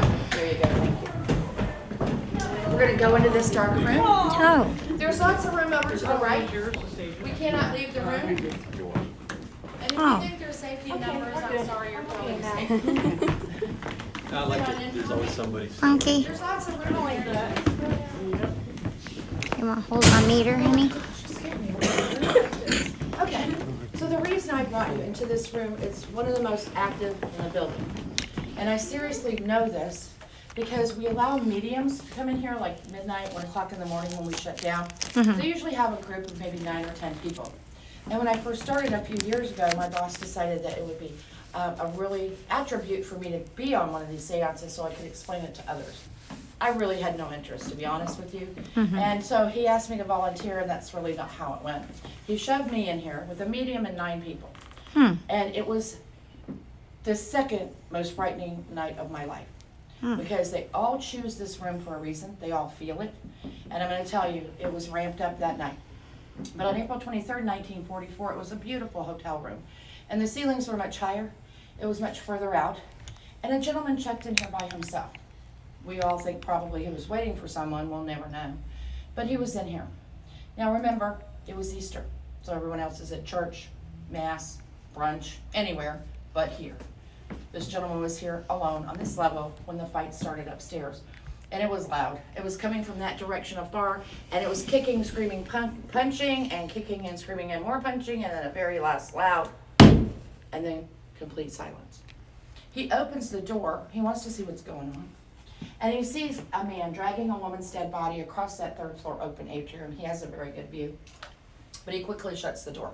He packs his bags. He runs downstairs, and he checks out 2 days early. He scratches his name out very hard on that hotel registry. Obviously, he doesn't want to be a witness. And it took me a few minutes thinking about this, and then I read the reports, the police reports, and they feel very strongly that he probably knew that man. They were all wealthy, and they all hung together. They think he just didn't want to bear witness against a friend, and that's my opinion as well. So take any pictures as we go. You're not interrupting me at all. That's what we're here for. We got a fantastic picture in the murderer suite where we're heading next last night. I was not here for it. I don't quite have it yet. Only a couple of people do, but I did see it, and it was incredible. So take pictures, all right? So please be careful. These stairs are much darker. Let's head on up to the murderer suite, please.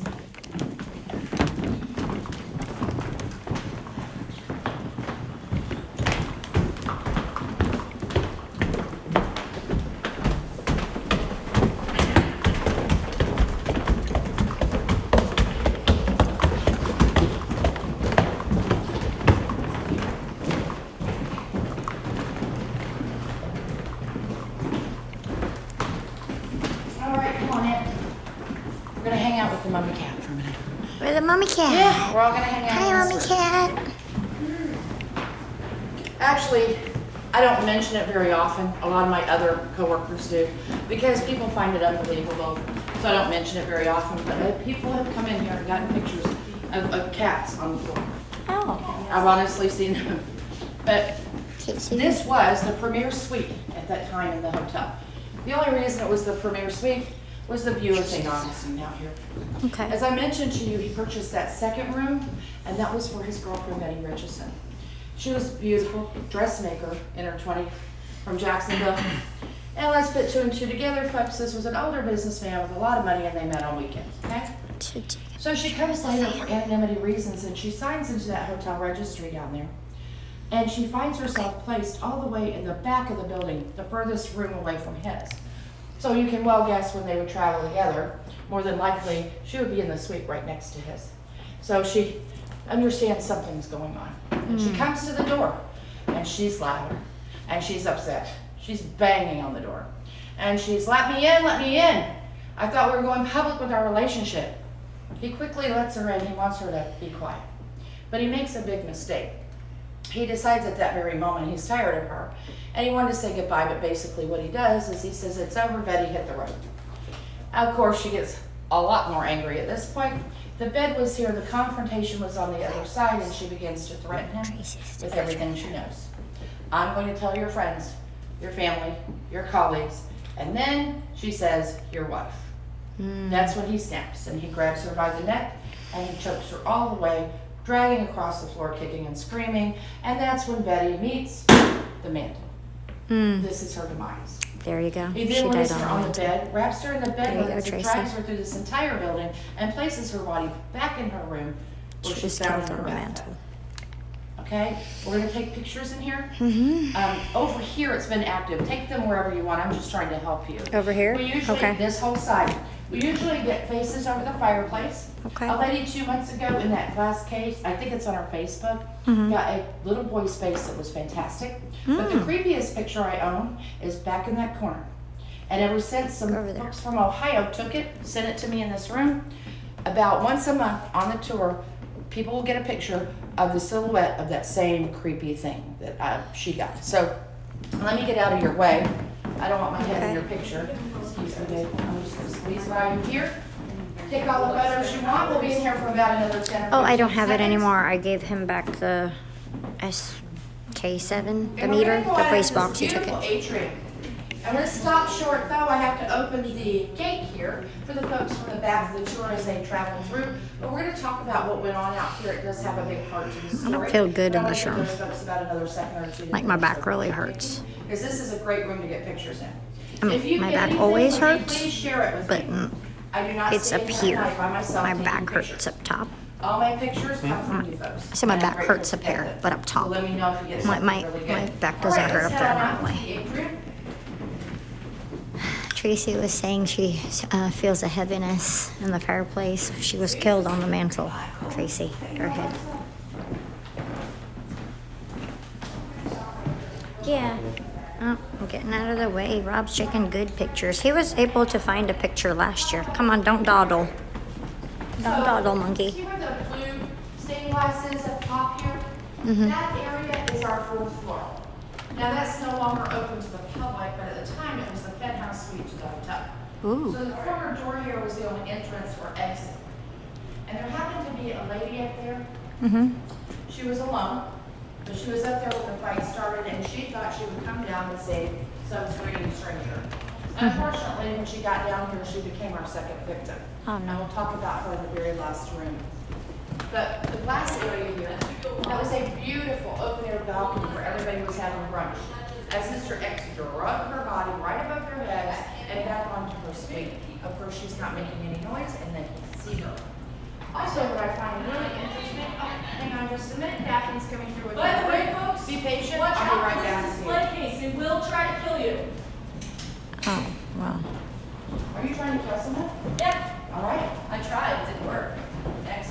No success. Next time. He said the fan thing up there, take a picture. Do you take it's a plane or something? And then there's a fan on the wall too. She's saying Tracy said she got all her meters on at home. And she said, no, it was weird. Like I felt like, I don't know, I still feel weird like that. I mean, my back always hurts because you know my back always hurts. 'Cause that's where I injured myself. But it was like my upper back. And I don't usually have pain in my upper back. It's usually my lower back. That was just weird. It made me feel queasy in there. Ooh. We'd love to see you. Come on through. This way and around.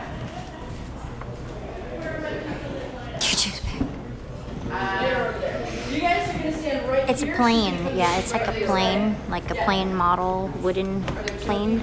But there's a fan on the wall over here. I don't know if that's what you're talking about, like a feather. Hi. This is the closest you need to us. Come on. There's a fan on the wall when we came up, like next to John Lennon. There's a fan. So I don't know. Take a picture. Why not? Good job. Fantastic. Thank you. He is. All right, let's come on. Let's spread out a Yep. little bit. Pretty much. Yep, it is between my shoulder blades. That's weird. I get a pinch there sometimes, but rarely. I do have. I don't normally have a pain there They though. built this home. Remember, But I've had it. when their youngest was 5. All right, you see this? Mm-hmm. This floor was not here. We put that there. So it went all the way down to the front room where we started in the lobby, right?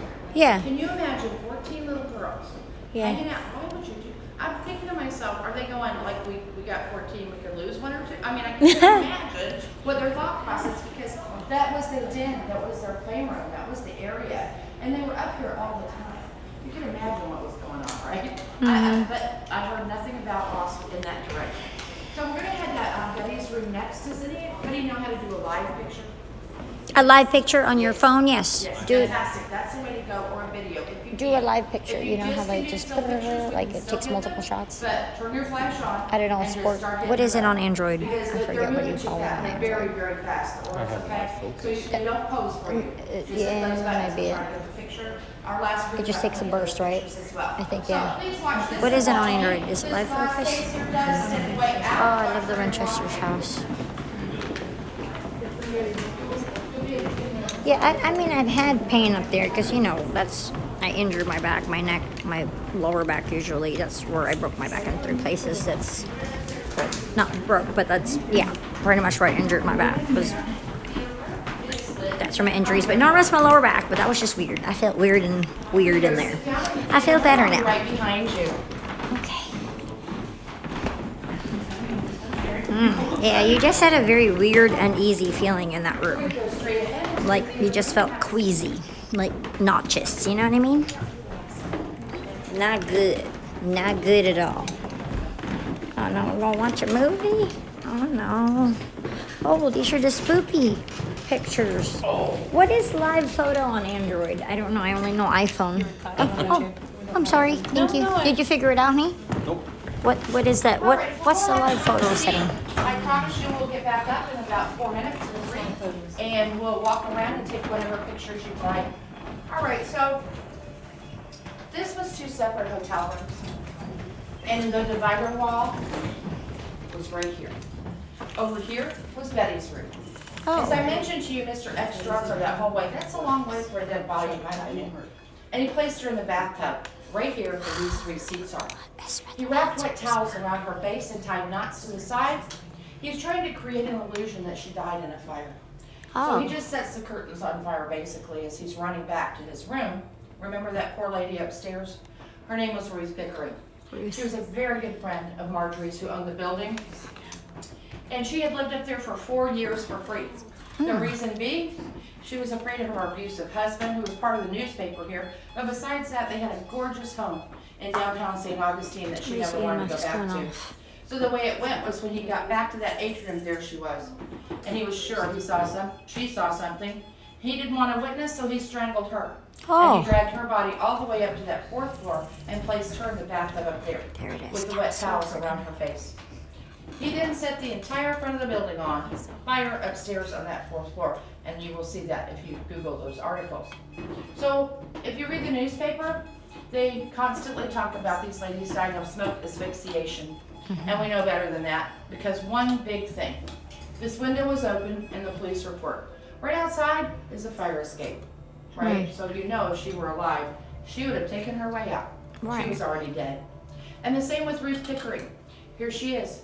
She was an avid sunbather. So she would climb to the roof every other day to sunbathe. She would no more have jumped in her bathtub during a fire. That's ridiculous. She knew how to get out of here. They basically shoved it under the rug. The tourism was hopping back again after the Depression. They didn't want anything negative here. So these ladies died here and they still reside here. And is your meter going off over here? Okay. It's where the reason bathtub for that is. is this is where Betty hangs out. Oh. We've gotten some good pictures over here as well. But I will tell you, if you just stay with one spot, the corners are really good right now. Just don't move too much, you're gonna miss the orbs. Did I hear somebody telling me they're already getting orbs in here? Yeah. Where are they? Over here? Okay, it's really active over there. Thank you for sharing. All right, so you're welcome to stand up. We're only in here a couple minutes, don't be shy. I would love for you to get something to take home with you. Did you get There's a lot that seems like dust. That's wow. Well, just when I... Okay, I'm just watching. That's No, That's that's it. an orb. That's somebody that shot through. That's an orb. Yeah. The dust ones are the tiny little, oh my gosh. Yeah, it's there's really a ton crazy in that over here. corner. Oh, that's Right. Really called crazy. the You dust. see the dust looks like little green. Do you know what I mean? Yeah. Those are orbs. They're like shooting around. Yes, They're exactly. moving They're tiny awful little- fast. Rob's got something. really good photo. Did you get one? Oh, you do? Fantastic. Oh, I want to see. Are you just taking still shots? Are you doing live? Let me see. Let me see. I Let want me to see. see a movie. Wait, let me see. Let me see. There, that's a good one. That's a really good So you hold it? Oh, yeah. Oh my gosh, yeah, there was a bunch Oh, of them. hang on. Let me Look go at on them, the. they're perfect. Let me Those go. are perfect. All right, keep Let me going see. because we're only in here another minute. Oh, And wow, so I you- want to oh, make sure you got that good you ones. spend the time trying to get Wow. that. That's If what there's she more was getting. wanted. He was getting ones that like they shoot. Yeah. They move very fast. They're very fast. They're not That's dust. why you gotta Don't move kinda like stay that. still. Because then they move They're doing fast. you guys are doing a really good job. Good job, honey Yeah, bunch. fantastic. We're gonna post all of those. I'm gonna put them on the Earsomemporium page. Hang on, I'm gonna sit down. Oh, that is really good. I will tell you, probably a couple of months ago, I had these lovely young men that were military, and they were on leave, and they were sitting in the front row. And the one youngest one, he says, "I don't believe in any of this." And of course, we're just here to tell our story. You can believe it or not. Right. But people were taking pictures past them. And I've never seen a blue orb that color. And there were blue orbs coming right out of their heads. It was What? crazy. Oh It my kind of freaked gosh. me out, Oh, you actually. got good ones. Yeah. Those are really good. Yours are really good too. There you go. I'm trying to focus so you can show them. Oh wow. See how fast they All right, move? we have about 30 That's seconds. crazy. So Did you see them take when you all the took? Those pictures are you can. amazing. Thank you. Wow. Rob's gotten about. You figured out your live mode. That's crazy. As I mentioned to you, I have been touched many times, and it's always on these back stairs. And they're very steep. Please be careful. That a lady was behind me. Everybody was still taking pictures, and something grabbed the back of her neck. And I'm telling you, she pushed me so hard, I thought I was going to go down that entire flight of stairs. The reason being, I have mediums that come on my tours, and usually they don't tell me until the end, and then they have a conversation when we're going out the door. And the one thing that is common is that they tell me when I'm standing on those front stairs, they see a lady behind me, which doesn't bother me, but she's welcoming. She's like, come up, come up. But they also all tell me there's something in here that's a big shadowy figure. And they see it in different places saying, get out, get out. And then that made sense to me why I'm being touched or pushed or whatever is going on. They want us out. So please be careful on these steps. We're going to head on downstairs. Come on, monkey. Careful, honey. Don't get pushed. Come on, sweetie. Did you see those? Weren't those awesome? Yeah, this has nothing on the Haunted Mansion. This is the real deal. It's not a ride. Oh, they are steep. No. I'm hanging on to the railing.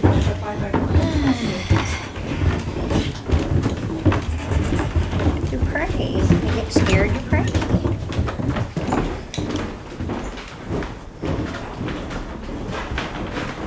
It's very spooky here at night. I was just going ham. I was at the bathtub. Oh, more stairs, more stairs. Hang on. A lot of stairs in Saint Augustine. A lot of old wooden stairs. Lose somebody. This would be the place to do it. No, I'm just kidding. All right. So I want to thank all of you for coming. We so appreciate you. We love our city. We love our history. And we love this building except for in an hour and a half, this gentleman will be gone. And I will be here by myself turning off the lights. And I start on that 4th floor alone. And we know closet after closet down 3, 2, 1 in the dark by myself. That's the tour you want to come on. It's very, very exciting. Yes, I'm not quite right, but the gentlemen all jump out and leave the ladies to take care of business. What can I say? All right, so we're going to take all of our equipment, put it in the baskets by the front door, and thank you so much. Enjoy St. Augustine. Let's head on out. Oh, thank you. That was amazing. What, are those death masks? Death masks. There is some death masks there. Yeah, very cool.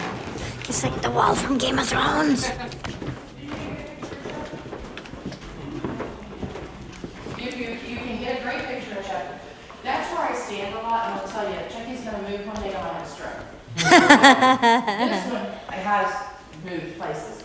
Oh. I'm in here at the end, and it was probably, I don't know, 7 months ago. I have a very close friend doing the back of the tour. Right. And we're standing here letting everybody out, and when we turned around, those pocket doors are stuck shut. Right. I've never seen them open and they don't open. Right. I turned around and I looked, the doors are open and he's cocked like this.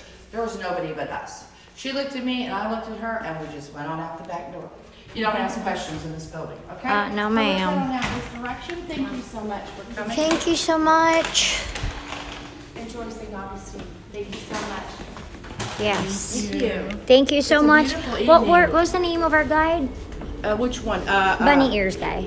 Jay, Jamie was Jay. J-A-Y. Jay. J-A-Y, and then Jamie was the driver?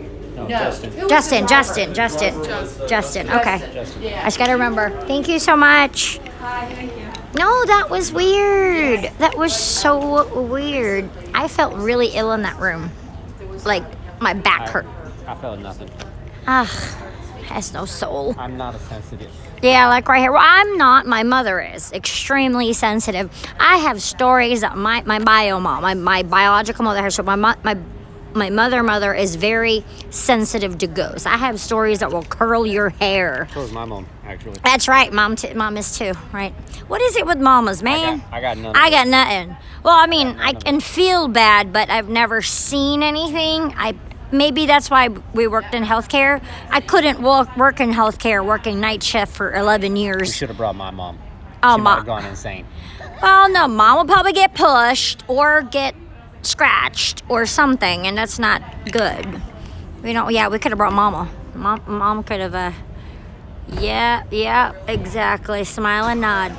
It is pretty spooky. That was awesome. They loved it. You guys, You guys had a enjoyed good it. time. No, it's pretty spooky. You took a lot of good photos. I think it was dust. No, dust don't move like that though. She had the same thing. I have a question. Yeah. So you're streaming, right? Yeah, I have a card. Did you want to Yeah, me and my check? sister wanted to know what it is. Oh, yeah. Channel. Can you grab the card, babe? It's in the, no, on the sides, on the side of the backpacks. Sorry, I can't reach that far. I don't know where I'm reaching. Yes, absolutely, guys. Yeah, see if you guys see anything. I'm Jen. That's Rob. Nice meeting you. What's your name? Celeste. Okay, if you comment, be like, hey. is Astasia. She's the one with the curly hair? Yes, she took all the photos. Yeah, let me know, and then we'll watch this video, see if we see anything, you know. It was nice meeting you guys. Thank you. That was awesome. Does she have more spooky stories? Because I like spooky stories.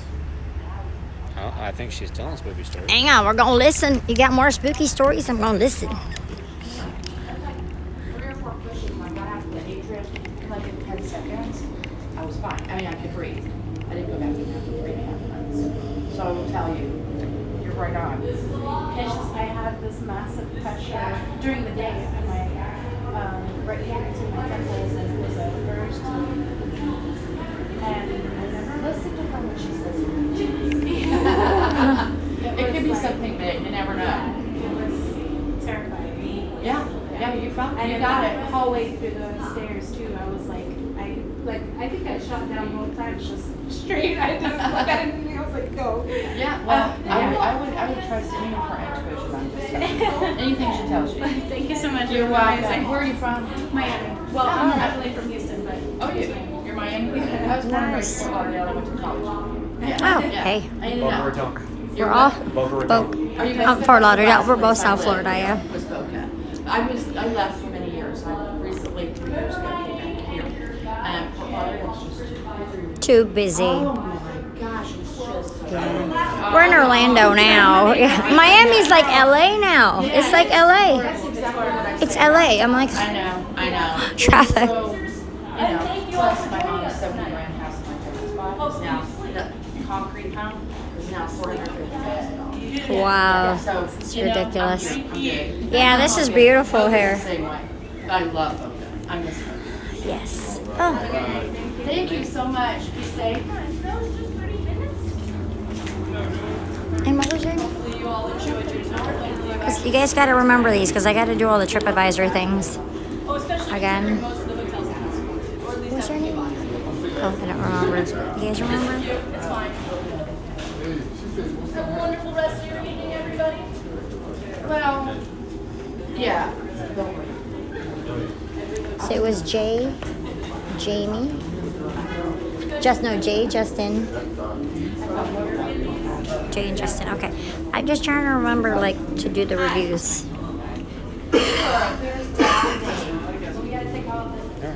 All right, thank you. That was so much fun. Thanks so much. I enjoyed that. Everybody wants to come up here now. I would do this again. They were excellent. But no, you know, I don't normally. Oh, can we see the naked 17-foot David?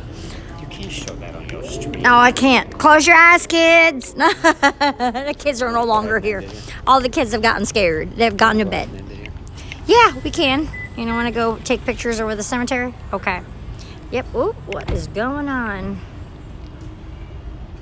You say hi. Well, absolutely. Oh, no, I'm all for respect, and I pray. Oh my gosh, don't even do it. Yeah.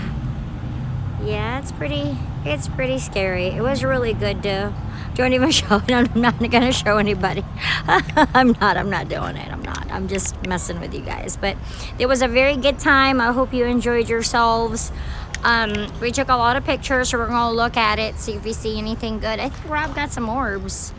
Rob's not buying anything, so we're going home in the morning. So back to Orlando. Hope you enjoyed the trip with us. I hope you guys enjoyed the trip with us. It was an amazing time with you guys. This was like the best way to end this vacay because this was good. This was really good.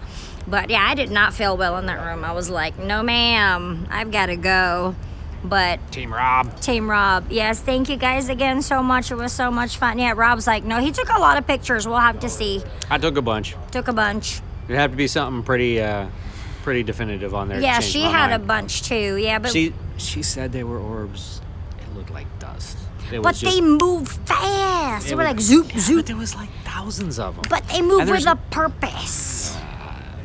I don't know. We're gonna check it out. And it got more active when we sat down in the seats. Oh, because you think like we rustled up some dust. Sat from down the in the seats. dust and went.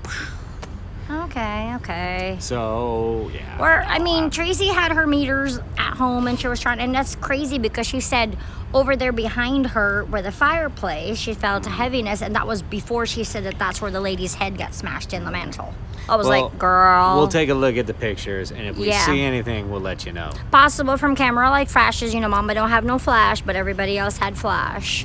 Yes, absolutely. Thanks, absolutely. Thank you guys again so much. Now it's your turn to make some magic. Comment, like, subscribe. Don't make the spirits cry, okay? That's right. Definitely. Oh, there's Celeste. Hey, Celeste. Thank you. Thank you. Celeste. It was awesome. So see if we see anything on the stream. Rewatch it once it re-uploads. See if we see anything good.